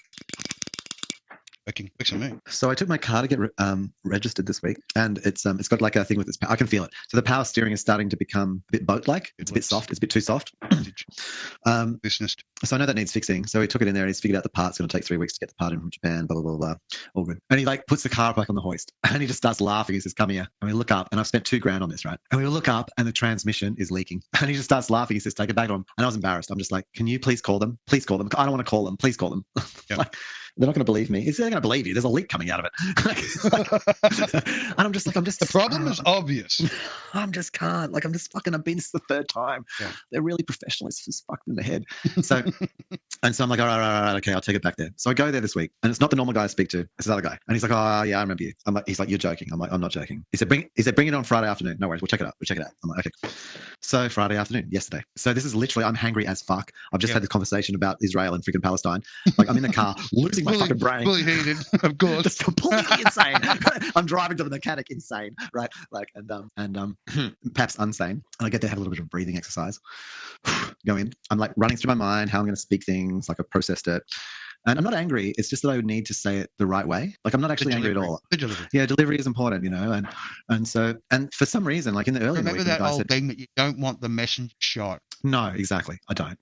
And so the guy who I saw earlier in the week, who was really really appreciative, and I'm sort of like, I didn't even want to. He's like, no, you don't have to be sorry. This is like, he was really conciliatory. And so I get there on Friday, and he's like, who are you? And I'm like, Blarg. And he's like, oh, what the fuck? Give me the keys, leave the car. And I'm like, no, we're putting the car up, and we're gonna have a conversation. And then he gets really angry at me in a sort of a very subtle way, not big angry, but I could tell he was angry. And I'm like, get fucked. I'm get fucked in my mind. I'm like, get fucked. I'm like super hangry right now. I could really go this, but get fucked. I'm just gonna chill out. Fuck you. And so he takes the car in. So I start filming him. I'm zooming because he picks up an air gun, and I'm like, my brain, like in its hangry state, it's like, you're gonna fucking blow it away and like say there's nothing there and fuck you. And I'm like, fuck you. I'm gonna film you through the door. And so they eventually come and get me and bring me in. And we're standing there then with that guy, and then the guy who I have spoken to previously. I like him. He's cool. So workable. Yeah, new guy. I don't know him very well. I've seen him around, but now I'm dealing with him, and somehow he's being a bit of a dick. And they point up at then he points up at it. And he's like, "Here's the seal for the transmission, the transfer case. Like, there's no leak. It's leaking." He's like, "It's from this inspection port." And I'm standing there. Hopefully it was standing just underneath there. It's leaking. It's leaking. Land in his face. Yeah. It's leaking. And I'm like, all right, I'm not angry. And then the nicer guy at that time says, who's who I'm generally speaking, says, you've got full rights to be angry. I said, I'm not. I love how they got the underling to do it. Tell you. Well, no. These two guys are the owners or something close. No, I'm with the senior people. The first time I took it in, this is the third time. This isn't the first time. Damn. It's not the second time. This is the third time I've been back. Ow. And I'm like, and I took him through it. I said, look, there are three things in this situation. There's a person, there's a transfer case, and there's a seal. One of them is faulty. Yeah. And I pointed at the guy and I said, better care was taken. And I said, you're not faulty, right? You're not faulty. So it's either the transfer case or the seal. And I've thought through this. Now, seals can fail. But now you're showing me the failure point. The seal hasn't failed. It's this other thing, the other thing. So I thought about it and I thought, well, is it the transfer case? And I thought, well, have I run it so low on oil before I got it to you the first time that it sees like something happened? It ran out of oil and it overheated and it cooked it and it's warped it. Totally reasonable. I said, but I would assume if that was the case, I probably couldn't drive the car here. He's like, if that was the case, you're like, no, it would be inoperable. I don't know. So that wasn't the case. And I said, and if it was inherently faulty, if the vehicle was inherently faulty, this part from when it was born was faulty, then Coca-Cola, who bought this car, because it's not I didn't buy it original. Coca-Cola, who bought the car as a fleet vehicle, they would have gone, fuck you, this is faulty. So it's not that. So given that it's not the problem, which is the seal, I'm going to have to say that the whole surface was covered in so much oil that you couldn't figure out what the problem was when you told me that the main seal and the transfer case seal needed to be replaced, and there was actually a third issue you couldn't see because it was covered in oil. And he's like, yeah, sure. Microfraction in one of the and he covers. Said, yes, but still that's our fault. We should have diagnosed that. They should have pinned the microfracture. So he said, you're totally within your rights to be angry. And I said, but I'm not angry. Place the cover, micro seal, and then we're all good now. So I said, well, no worries. Please do. And so he said, hey, would you like the Volkswagen again? I go, yeah, sure, no worries. Okay, let's go do that. So we leave that. And I turned around to the guy who was being a bit of a dick to me because now I'd been there for a while. I had a bit of context. And I said, hey, the other day you were really kind and today you've been a bit of a dick. I was really frank. I mean, I just had the Palestinian conversation. Right? So I'm able to be frank. You're ready to drop bombs. That's it. Yeah, bombs are fine. I'm like, so, you know, and he's like, oh, man, I just can't wait for this day to be over. And I said, I fully understand that. It's totally okay. I get your beer. It's all good, right? It's all good. I appreciate you. And we cruised off. Yeah, don't be a dickhead again. We cruise away and we're talking. And we come to the Volkswagen. We're having a laugh and a nice moment. And I just say, I love you guys. I love your work. And he just looks at me embarrassed. And he's like, don't, like, this is the third time you're back. You cannot say you love our work. And I said, no, well, I mean, once it was established there was a problem. Exactly. To sort it out. Hang on. Exactly. I said, no. I'm not talking about that work. I'm saying I love your work because I could go to many mechanics and right now they would be trying to find any reason to kick me out, but you're going to fix the problem. So I love your work because that's your work because you're going to sort it out. You sort it out. It's totally fine. So away we go. So they're going to fix that up. So I've decided as I've thought through this is that when I go back in there, they call me up and they say, yeah, the repair is done now. And this inspection report in the transmission. And so my estimate is that would have taken them 2 additional hours and some part. So when I go back in there, I'm going to offer them $350. I'm not going to offer them $1,500 to have pulled my transmission out again for the third fucking time because that's on them. But if they had identified the problem in the first time, then they would have told me there was 3 problems and the third problem cost an extra $300. So I'm going to offer them some money. I'm going to offer some for people who have fucked around 3 times. See how they go. Yeah. Because you know what? There are people and there are assholes. Yeah. Buy for that. And they're not assholes and nor am I. Right? So they're fixing a significant problem in my vehicle and they should have identified it last time. So I'm not giving them $1,500. But I will give them the money for fixing it. Cost for the part. Well, and also because I had to go deeper into the transmission, it would have taken them an extra hour or 2, I think. Like, I think it would have taken them an extra hour. Yeah, it would have taken them. One person. Yeah, so I'll give them that. And I just want to say this, and like because I think this is really important. It's like we're actually, and even in AI, like we're all having a go at like AI is making hallucinations. They had a hallucination. Yeah, they're introduced to our hallucination. Okay, let's not get that wrong. Okay, I know the AIs were introduced to our hallucination. Our hallucinating motherfucking. And those 2 mechanics there, they had a hallucination. Now I'm not going to beat the child for thinking the dog has 5 legs. I'm just not going to do it. Oh, that's so cute. But you know, they actually have 4 next time. Or explain to me why they have 5. Maybe the 5th was represented as a tail. Maybe it was a tail. It was down, but it looked like a leg. Down. Come on. Give the child maybe whenever you've seen dogs like moving, they move quite quickly and they seem like they have an extra leg. Maybe that's it. It was looking at the dog in motion. Leg. It was doing the running motion. The running motion of a dog. The running motion, exactly. That's why I had 5, 6, 7, 8, 10. It never seems to have like a small amount of different. There's never like 10,000 fingers. It was like 6 or 8 fingers. So I've got a question for you because you've been around the traps. I'm going to have short. So while you think about, and you're in a short pausing moment, here's my question for you to think about. So these 2 guys are Italian. I mean, I don't think they're Greek. I think they're Italian. I'm pretty sure they're Italian. So what alcohol should I give an Italian, like as a gift, which will just blow their minds? Here's this guy who should be super angry at them. Fuck you cunts. Why have you fucked me around for fucking a month and a half now? All that kind of crap. I'm going to go in there with a bottle of alcohol. I'm going to offer them $300 and say, thank you for fixing my car. Black Ouzo solves all problems. Done. Ouzo. I was wondering what it was. And that's the answer. Ouzo. Yeah. Black Ouzo. Because I want them to come out of this experience valuing who they are as people, valuing what they do as a business, like seeing that them offering people and being respectful and like actually that is rewarded, you know, not punished. I think that would be the like honorable bottle of Black Ouzo. Like if I had to negotiate, that would be definitely see effect in. Thank you. Yeah, that's it. Yeah, I think that's because I want to I think they're nice people, but I really want to transform their experience and like really help them double down on their professionalism. And I think that's the way, is not just money, but like a gift like that, like as a thank you, and maybe a gift. Well, that is and I go, thing, like to, and I go, and what I do is I go and pick up the car late in the day, and that bottle of ouzo was actually cracked, and we all have a fucking shot, and we chink glasses, and grab a couple of little plastic shoddy glasses. Bam, bam. Mm-hmm. And say thank you very much, because I mean, they don't know me. I'm some rando sent by one of their clients, and I've got this shitty car. Like they've got Maseratis and shit in them, and they've got good cars. They've got fucking good cars in there, and I'm nobody, and I've come in with this freaking 2005 Kluger with rust on it, and I'm like, fix my car, it's like I've actually $2,000. Like I've paid $5,000 for the car. Like it's like you already paid a half again. Yeah, make sure it keeps going. It's like, why am I even doing this in their minds? Like why would they even care? And I think that they have cared, even though I have the shittiest car they've probably ever dealt with. And and probably, when they put it in, like the whole model, there's probably just like this big red flashing thing that comes up and goes, warning, this vehicle is highly susceptible to this particular fault. And why do they put their juniors on the job? Because it's a piece of crap. Look, at least it's been worked out. No, it has. So I don't care. And I've got a car sitting out the front. I've got their Volkswagen, their fucking workshop car, which is half busted. Look, it doesn't matter. It's stuff. No, it doesn't matter. It doesn't matter. Because literally, what are they? Like, they're one rung above me barely, and one rung above me in debt, and they're on the edge of the fucking pants as well. Like, is it a competition to see who owes the most? When that is, who passes on the most debt? Come on, can you keep your? It seems like that. Can you keep your future offspring in slavery forever?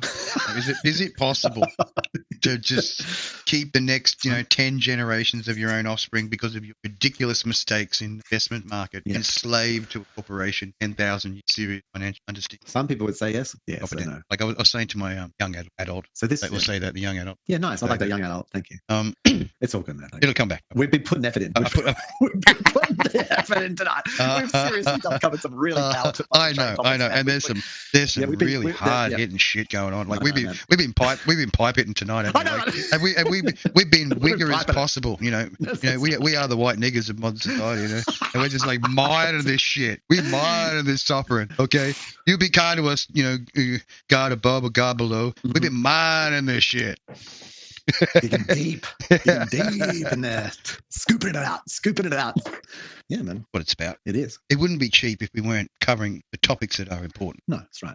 Mm-hmm. And the old current meme at the moment, the hawk, something like that. Yeah. The hocking chick. Spit on the hockadoodle do. Get the old party started. From what I've determined, so you can just get some pretty liquidy, like just really kind of watery spit. But once you get a bit of gagging, and you get that spit from the back of the throat, down the throat, down the true sticky phlegm that exists.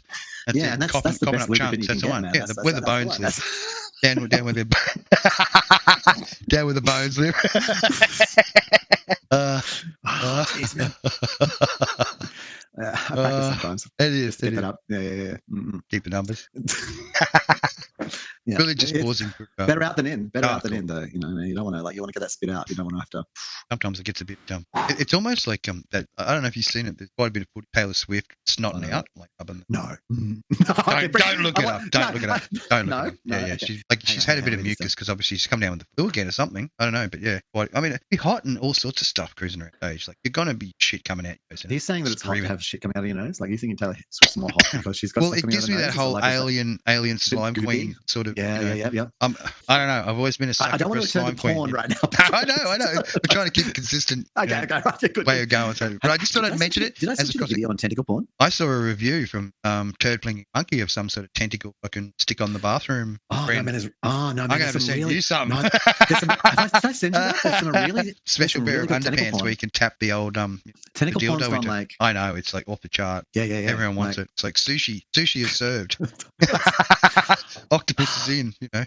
There's like all sorts of things. Like it's like this mixture of like sort of. This is going to be hard to chop, bro. We've been jumping backwards and forwards. Well, no, we have not. Not really. We've been sort of trying to stay consistent. No, I think we're pretty consistent. I think around the police thing there was some jumping going on. There was a bit of jumping there. But tentacle porn, Jesus. Tentacle porn. Off the Richter. Yeah, no, there's a friend of mine I really got to send some tentacle porn to because they will love it. But the tentacle porn's really quite good now. Like it's not like it's a mixture of like AI generated imagery, props props, like sort of so someone's off Like screen. I said, Chad Blingy Monkey was doing a review. Like using the I'm gonna have to using the tentacle. Chad Blingy Monkey was doing tentacle suction cup dildo. Oh, yeah. Yeah. He's pushing the boundary on the side. He's picking another direction. Like you see now. See how fucking Gabari can go with the dildo advertisement stuff because he's getting sponsorship from those people to do the dildo stuff. I think it's so funny. Like I love it. I love it. It's I bought a dildo. It is so funny. I think when I came back from Brisbane last year, I bought a dildo. I was in the Sydney city and I went into this porn store. I was like, fuck it, I'm going to buy a dildo. Grab yourself. So yeah, well. Hey, look, like I said, I've got no. No, man. You do what you do, and I'll do what I'm doing. I'm doing some crazy shit, man. I'm going all the way. I want to be all the things. Yeah. So you got to try it. I've got work to do. Progress. And so I was looking around. I was in the store for a while. I'm looking around through the porn, like the adult store, and I'm looking at all the dildos, and I'm thinking about. And there is selection. There's a lot, man. Me personally, I like the the little anime hand stimulator, like the like a little anime pocket, girl. The anime hot pocket. Okay, like sort of like a small version of a fleshlight. Your favorite, yeah, that's it. And so she's got a bigger mouth, and you just on that level, stretch out the little anime friend. I want the latex butt, and it's like as if it was like in doggy position. Yeah. And it's got the multi-hole. Yeah, you can have whatever. Yeah, I think that would be. I think that would be good training. It would be a good training exercise. Like you'd really get yourself into like a good rhythm. Plenty, like even that's coming up pretty regular in the old. Because the woman, she wants like 25 orgasms before you're allowed to even have one. Yeah. So we got a lot of the materials being adadvertised. They're always bouncing. It's always just I catch my brother. I catch my brother in the incest shit going while I'm like stuck in the. That's it. Yeah. I was pretending to be my brother's fuck me doll. You know what I mean? Yeah. I literally. There's plenty of that shit. Yeah.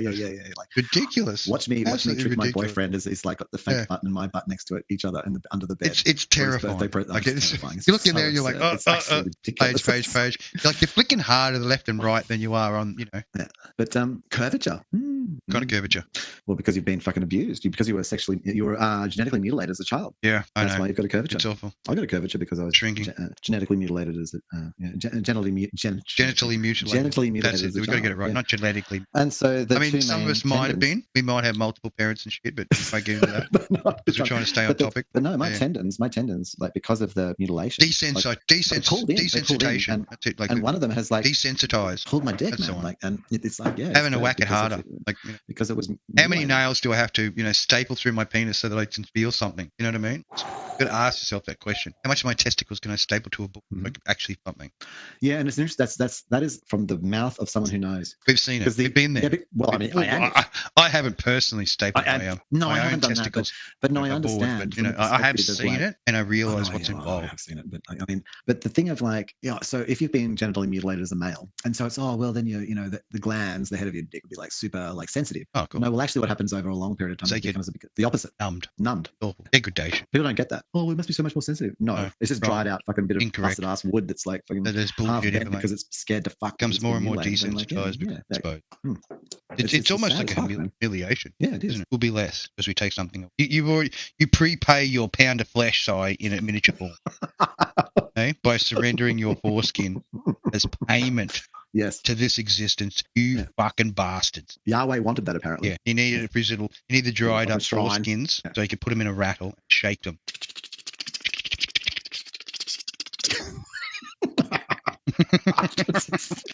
Whole series of sets of rattles of all the stolen foreskins over the ages. Some huge underground bunker which shake all generations dried foreskin. That's right. And women, because they don't have that experience, and you talk to them, they think the opposite. But would you also think when it comes to women, maybe those foreskins being used round up special makeup that they were dabbing on their faces to stay young? Actually, the foreskins, which was started the whole facial rejuvenation because they were young children adding it under to keep the ring. That's a bit steep road to go down. Fuck. Like the whole beauty. Sorry, I was off screen there. I just actually I put my head on the table. I was listening. The beauty industry was started on the recycling of the foreskins. Brutalized children. Bred just to have their force products. Old women. Yeah, like I accept that actually as a truth. Like, what would be the rationale behind it? I mean, there's a few like reasonable. It is that part of the penis would have quite a bit of well, especially back then, you use everything. Like when you were a child, like it would have all that just got rid of it. leftover nutrients from the mother. It was Herod like you know, nibbling from on that them or whole something, you know. little Roman treats, Babylonian treats, sitting up in The original fucking like calamari. the king's section of overlooking the battles going on tonight, Christians versus Lions. Did you ever hear this, that Nero took a boy, castrated him to force him to be his wife? That's it, he's a bitch wife. And then when Nero was fucking killed, first of the conversion under the Roman and when Nero Empire. was killed, that the soldiers and shit then took the wife and just raped him until they fucking killed themselves. Yeah, raped until they'd be crazy. Damn Romans, mate. Hey, and their funny ways. I'm glad I wasn't there when they were doing their funny ways. If I was me when they were doing their funny ways, they would have fucking killed me because I would have been fucking killing them, man. Well, you did a quick dive. Thank goodness you joined the faith when you did. Christ was there to make sure you got to get that link to the big Sky Father. I don't call him Sky Daddy because I think Sky Daddy sounds too disrespectful. Like it's like we're intimate. But Sky Father sounds more like you're educated it's more teacher. Respectful. It's got less incest. More respect. Less incest going on. Sky Daddy. More Tapping it tonight. Oh man, magic moments. It's like definitely not safe for work. I'm glad we considered this. We've fucking leveled up tonight, Em. I know. It's all part of it. That's it. Get to that part where you can just let it out, but be disrespectfully respectful about it. Yeah, no, we've done all right. No, I can't see anything we'd be cancelled for tonight. Well, I mean, just banging down a couple for religious reasons, but it's difficult to keep that resolve going. But I think we've done well. We've sort of. I gotta listen to this tomorrow and go, what the fuck? That's what I'm gonna go. This is brilliant. We actually went there and went bam, bam, bam, bam, bam, bam, bam, bam, bam, bam, bam, bam, hammer it. Well, this is season 5. Well, season 5, F1. We got to throw some grenades around and watch those motherfuckers just boom, boom, boom, drop them little nuggets. Do our best. Nugs. Drop the nugs, mate. Fucking nugs, mate. Yeah, fucking nuggety. Scrounge tech. There's an old one. Scrounge. Salvage and scrounge tech. There's some nostalgia for you. I heard a noise. Oh, did you? Okay, so I figured something out, which is like, so I've got a goal. One of my goals. I've got a few goals. One of my goals is to promote the concept of augmented intelligence as actually what AI means over artificial. Augmented intelligence. The augmented is when it's the GI, and then it'll augment. We can deal with GI. We can't deal with AI. AI is still, like I said, child mode. GI comes along. We'll understand augmented better then. Augment. So MKBHD was posted this silly video about not Apple intelligence, but about Apple intelligence, and it was good. It was a good video, but it was to the consumer. Well, it was to the consumer angle. It wasn't to the developer angle. It's nice to take both sides, but see what they're marketing, they're actually selling. And so what I thought was, I was like, oh, here's an opportunity. So I threw the opportunity in there to reference augmented intelligence, and interesting. And I got some responses, and and like a bunch of likes, and then this response was like, and it was good, and it made me think about something anyway. So the response was like, I never thought about it that way, and that's right, that's super interesting. And so what I'm going to start doing, I've realized from that experience, was that my first sort of advocacy for augmented intelligence is to leverage channels that are talking about AI and just dump that in and just go and just use it to pitch this other concept, which is augmented intelligence, and change the world. I've changed the world a couple of other times. See, they can specialize, and I'm sure this is already done. Like even the models had the AI assigned to it all in many AI cities. Mm-hmm. General intelligence would be like what we're doing right now for AI. Like it's running its own game, able to run its own. We're telling it to run the game, and we're watching it run the game, seeing its results. When the AI itself runs the games, like if you don't get where I'm coming, then it creates its own game. You know what I mean? Like as part of the dreaming, imagining process, which they see as from us as our ability. Yeah, I mean, and so that they can, so basically, because most of the modern imagery then they're using, is because then they'll be on them set up scenarios, having their hallucinations over our words. We're providing the prompt. This is them setting the prompt. What you're talking about is when creating their own prompt. Yeah, and then seeing how we behave within the prompt. Exactly. And then we become the thing that they observe from the prompt. True. We should be getting onto that straight away. Ideas. That's it. Coming up. Modern problems, isn't that what it's all about? So, taking what we're given. Hang on. JS Pap gifted you a tier 1 subscription, 1 month to Pirate Software. I've been given a subscription to Pirate Software to Thor. It's a bit mighty. Calling. Received a calling. So Golden Hammer is on your So I can't help myself. Each week, I keep fucking myself up with the edit because I know what I need to do, but then I keep trying to optimize. And the optimization takes so many hours that Sunday gets lost, and then I fuck myself up. And where I could have already finished it. And so I'm going to continue that, of course, because I can't help myself. But it is. Yeah, well, like I've decided to. What I'm going to do this week is to fuck myself up with. I'm going to try. So the silence removal is good, but I really want. I did notice it was clipping me a little bit. I know, right? Yeah, it's okay. Yeah. Okay. No, I know it's tweaking. It's tweaking because we've still got the full footage, which I dump anyway. So. Well, the fact that it's the reason the clipping's happening. Because of my level, or is it I'm too low? No, I think I've improved that. Oh no, what it was that it was, and so in the older ones, so ones you've seen, you're going, oh, it seems to be clipping you. You and I are both stereo. Okay. And then what was happening for a few of them, and so I've only just changed this, is that I hadn't figured out that the stereo mattered. And so what I would do is delete one of the channels for both of us. And then what would happen is actually it would.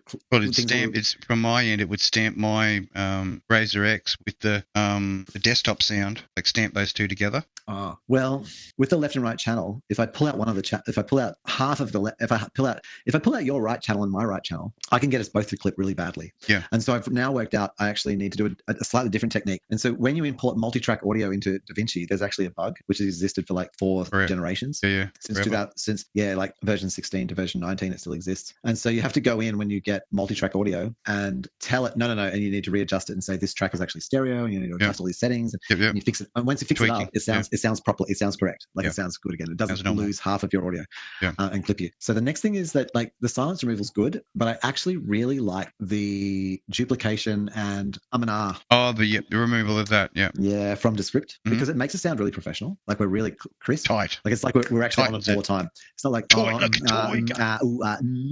like it's just like bang, we're saying it. Yeah. And it's not like that thing. We're actually saying just once. There's no pausing between the biffs. Well, it's not just the pausing. It's where we might sort of say like that. Like I just did that intentionally, but where I might do something twice. Like I just did that 3 times. Double up or triple and so up. It'll knock all that out. It'll like shorten it down to what it should be. Yeah, where we're not stumbling on words and things. And so I'm going to use tomorrow. I'm going to use Descript because the reason I stopped using Descript was because it was tedious and slow, and that if I tried to export it into Final Cut, that was a fucking nightmare. And so what I'm going to do is this: I'm going to take tonight's video, I'm going to run it through RECUT, remove all the silence. I'm going to take the 3,500 edits or whatever. I'm going to put that into DaVinci. I'm then going to use the fact that DaVinci can do a non-generational edit and just pass through the frames. And then I'm going to pass through our frames without all of the silence and make a new video with no silence. And then I'm going to actually pay some money. I'm going to put that into Descript. And then in Descript, what I can do, which didn't work in Final Cut because it was too slow, I'm then going to like run it through Descript to remove all the ahs, and duplications. And then I'm going to output that as a secondary file set of EDL edit decision list edits. Yep. I'm then going to put that back in again into DaVinci, and then I'm going to cut us a second time. And then that second edit is the one that I will then work on because that shouldn't have any generational loss. Because you've done the pre-processing. Yeah. Yep. And then through that, I'll then have none of the ahs or anything like that will sound super already been removed. And I'll be able to bang it in. But what I have noticed is when we get to 4 hours. Oh, we're slowing up, bro. We're slowing up because we're fucking tired. Yeah, we're tired. We're drunk. But beyond that, like I've stopped drinking too much now. I won't have any more. No, because we start getting silly. But there will be continuation of imperative. Bring out the creative nature. Yeah, what I think I can do is that I can put us through that second loop, but what it will be is a non-generational edit, so we won't look. That's a carry forward, like calling it really carry forward. Bloodbath's Reign of Terror. Do you think there's like this like point where Bloodbath's waiting for us to have like the freaking religious like second level religious cones, like where we're just gonna we're like underlings at the moment. The he who is above and in the beyond, the mighty, laughing his head off at these two idiots just saying their shit on the internet. I mean, like he'd be just like, oh my goodness, I would have been there talking shit too. All right, yeah, he would totally. He would have been 100% putting in his 20 cents. That's what we love about Bloodbath. There was no place he wasn't with. No, and I mean, I took him some places sometimes. Like Bloodbath was one of the people who showed me that it was okay to go where it was actually not PC. I remember asking him, I said, have you ever like actually dragged yourself across the ground to the kitchen? You don't ask a disabled person that who can't walk. But he would let me ask questions like that, and we would talk about things that were hard, the difficult things, man. And being straight up, that's what I truly loved about his character. If you want an honest answer, he'd be Bloodbath on it. You know what I mean? Like, that hurts me. That hurts. Yeah, man. Like it's for someone in his position who hasn't had huge huge amount of life experience. He'll say it how it is.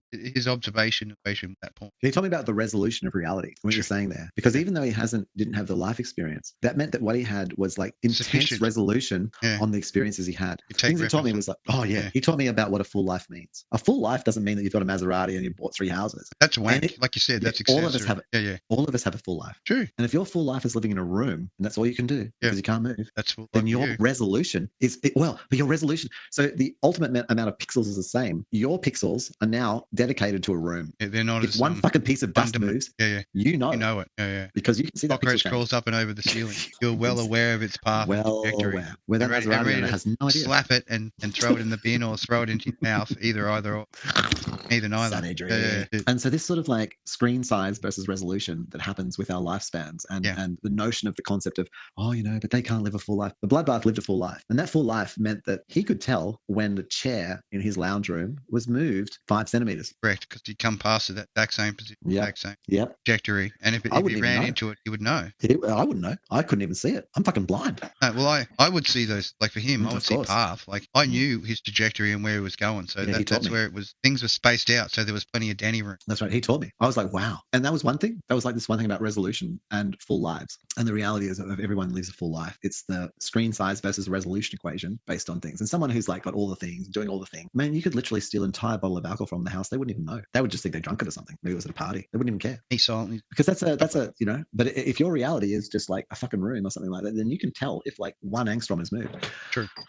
And so we all live a full life. Don't forget that. Like if you're listening to this, and it's exactly, it's totally full. Man, you remember when I was at, you'd left, you couldn't do it. And well, you moved on and not fully, but like you'd moved on from that to look after someone else, she who shall not be named.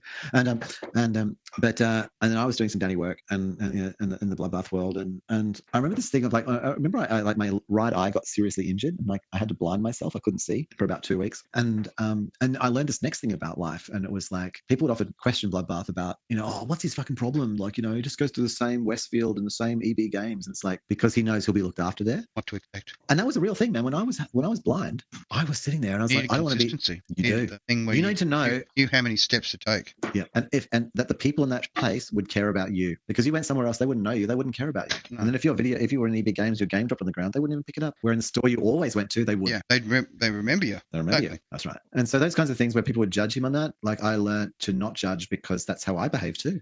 And we're all a bit guilty. First opinion, well, and you go where you're safe. You just do. Like you go to the same pub, you go to the thing, we do the thing. You judge the bloodbath, and you're like, no. And people, why doesn't bloodbath go to the party? Well, because bloodbath doesn't know the house. Bloodbath might know if he can even go up the stairs. That's it. Like, they don't give a shit. Is his best friend going to have to drag him all the way up there because no one gives a shit? And it's amazing. That's basically these things is, does anyone care about me? That's about it. Does anyone care about me? And will I be safe? And I think about myself, and wherever I go, I think those questions. Does anyone care about me? And will I be safe? I'm disabled as fuck. You know what I mean? Like if that's what it was, then I'm true. You put a lot of confidence and trust in others. You do, and that's what I found the most endearing quality of bloodbath. He did put a lot of trust in others. Sometimes for the better and sometimes for worse. That was just the kind of guy he was. Well, because he had no choice. Yeah, we pretend we have a choice. More than likely.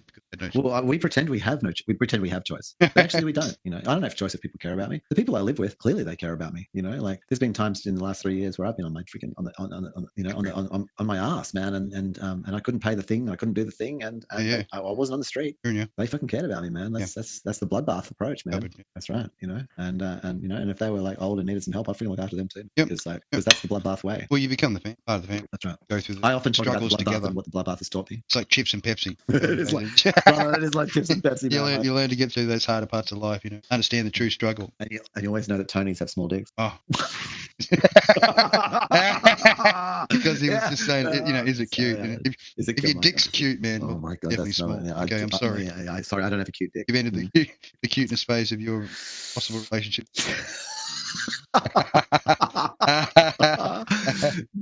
Now, I've never had mine called cute, but it's definitely weapon. It's been called weapon, but definitely cute. That's the friendliest weapon ever, but it's not cute. Just get it going. No, that's not. No.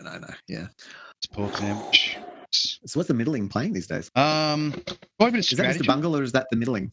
Bungle's in the background. Yeah. Hey, Bungle. Bungle motion. Tell me one hot tip about GTA 6. Ask Mr. Bungle about one hot tip regarding GTA 6. Hang on, I got the kettle in my ear. Can you ask Mr. Bungle to give me one hot tip about GTA 6? Hot tip from GTA 6. You have a hot tip from GTA 6. Si's asking, you have a hot tip GTA 6. You have any hot tips from GTA 6? Yeah, fair enough. Is he still? It's a milestone for gamers, apparently. That's where it's going down. It's going to be a milestone for gamers. Is he still bossing the server, GTA 5 server? He's playing his own with other guys. They patched 5M got like modifications. He's been a server mod boss for ages, hasn't he? There you go. At least 50 people, 150 people. Are they Patreoning? I guess, however the pay thing is, I don't know. I don't know that full. Are they Patreon or Ko-Fi? They'd be streaming somewhere. No, are they Patreon or Ko-Fiing you? Patreon or Ko-Fi for the interface. Patreon or Ko-Fi. Are they rewarding you? Are they tweaking your nipples? Mr. 10X, Bungle? They're usually 10X. Oh, 10X. CFX. Oh, interesting. Yeah. CFX. That's fucking deep, man. And Rockstar itself, they've actually become friends. No way. Bungle has become friends with fucking Rockstar directly. Special friends ability. Semi-chub. Up to 2,000 people singles playing living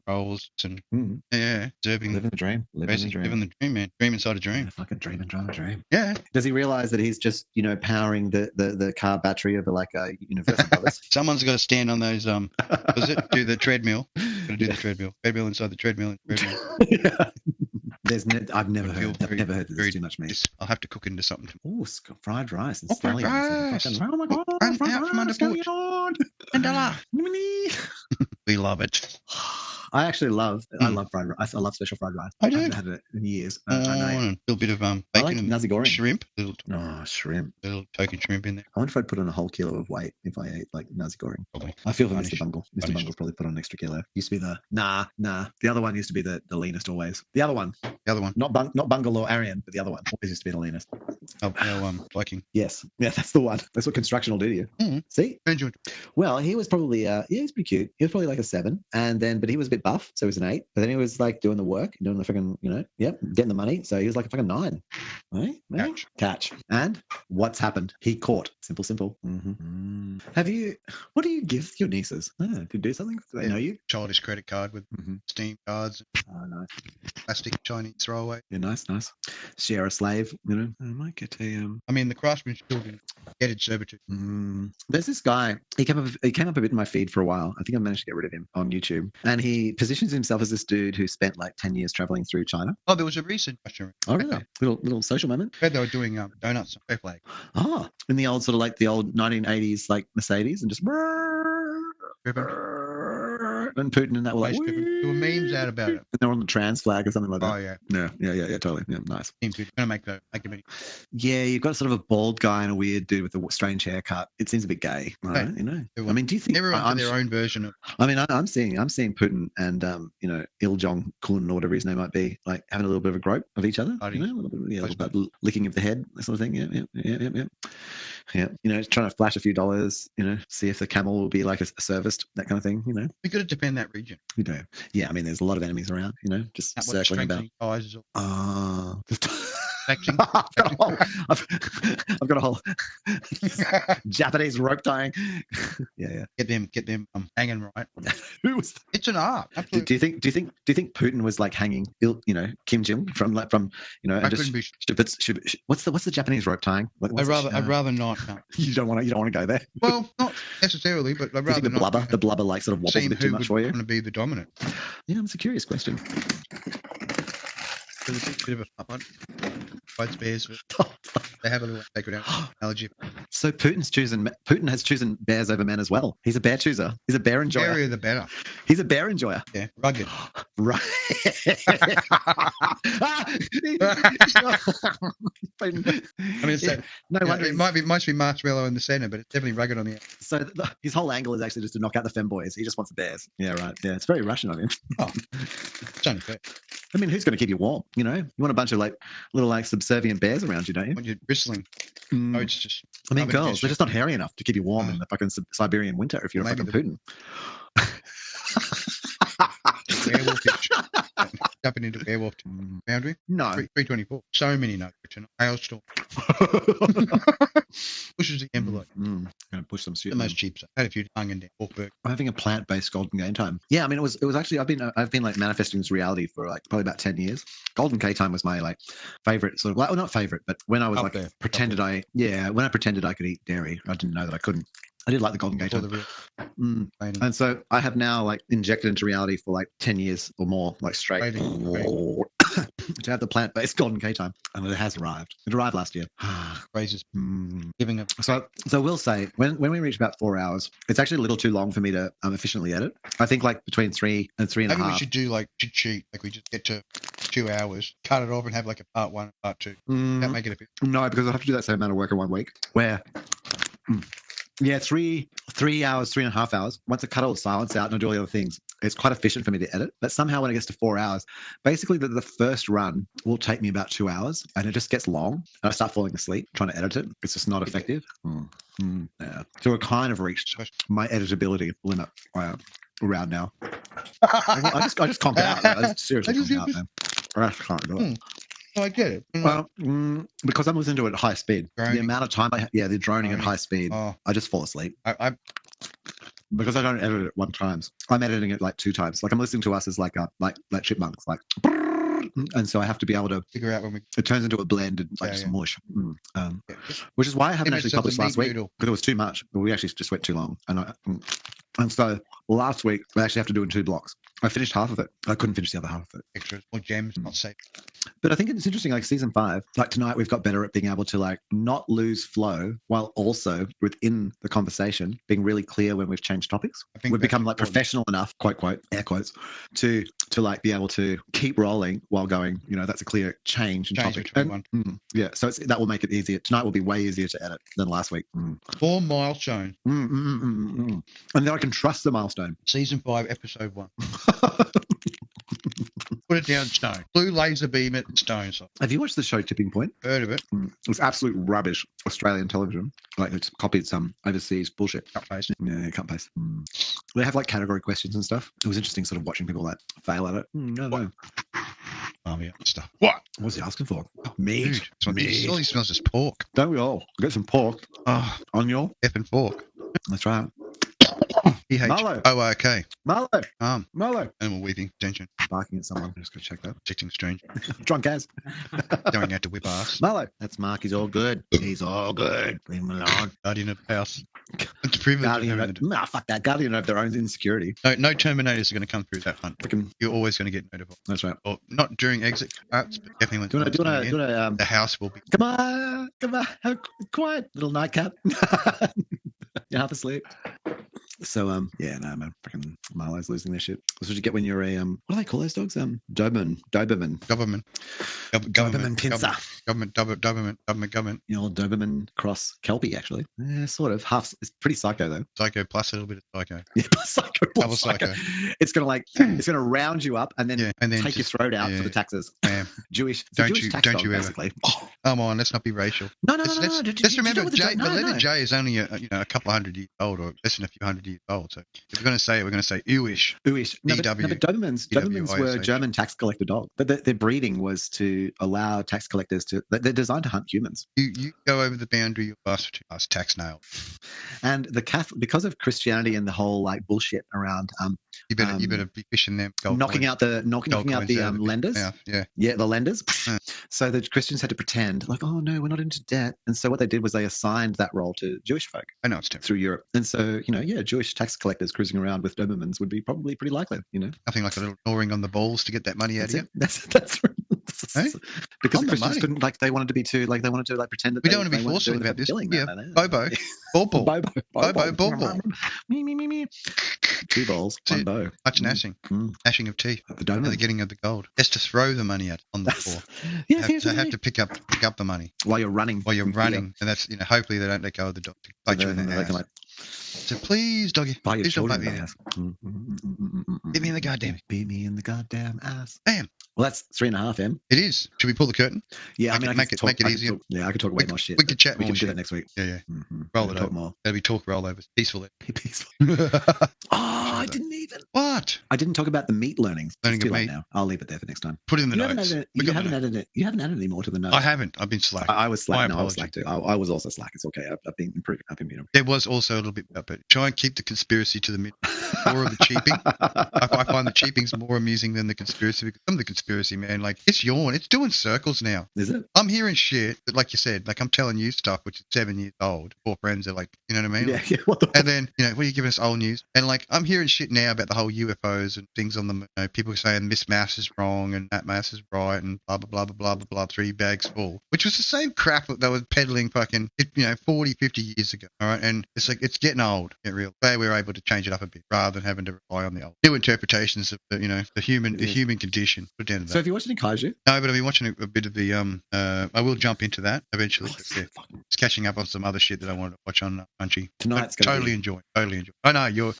I can tell you're almost keen for me to shut it off so you can. No. Kaiju is like still like an hour and a half away, man. Like, Yeah. I'll be lucky to even be awake. Yeah. Watch it later though. He's 1 hour and 10 minutes away. So the main character has now like revealed self and The full reveal. No man, Demon Slayer. I don't know if you've got into it, but Demon Slayer. I've watched a few of them. Kimetsu no Yaiba. Yeah, really good. it's really good. And the last season, the end one was just so powerful. Like fuck. No, the last season actually, which is the sword village, like sword maker village arc or something like that. Yeah. Like it was you could just watch the entire thing in one hit. It was just so brutal, just brutal. And not like sort of Parasite brutal, but just sort of no Ninja Scroll kind of, or similar to Ninja Scroll. Yes, Ninja Scroll, but without the vaginas. You know? Yeah. Okay. Excellent. Yeah. Sounds cool. Yeah. But the main character, like what that. Okay, here it's very not mentioned, but I think one of the things I have to say would be Tanjiro, the main character. Seeing them from the first episode to now, you rarely see like a character development in a physical way. You might see them sort of like in a sort of the way they talk to people or handle themselves. But literally, man, this dude is just like made of boulders. You know what I mean? Like in the beginning, he wasn't, and now he is. But he's like been honed over the period of the. Man, he's like muscles. Well, it's sort of similar to the other one that I was watching with the superhero academy or whatever it was, where the young fella had no powers, but the superhero could give powers from each one of his hairs and passing down the legacy, and he becomes like this fully buffed. Oh, what's that? Because it's not. I thought at first it was maybe Magical Index, but it's not. Might have been on the Special Offline Friends Academy. I'll find out the name of it.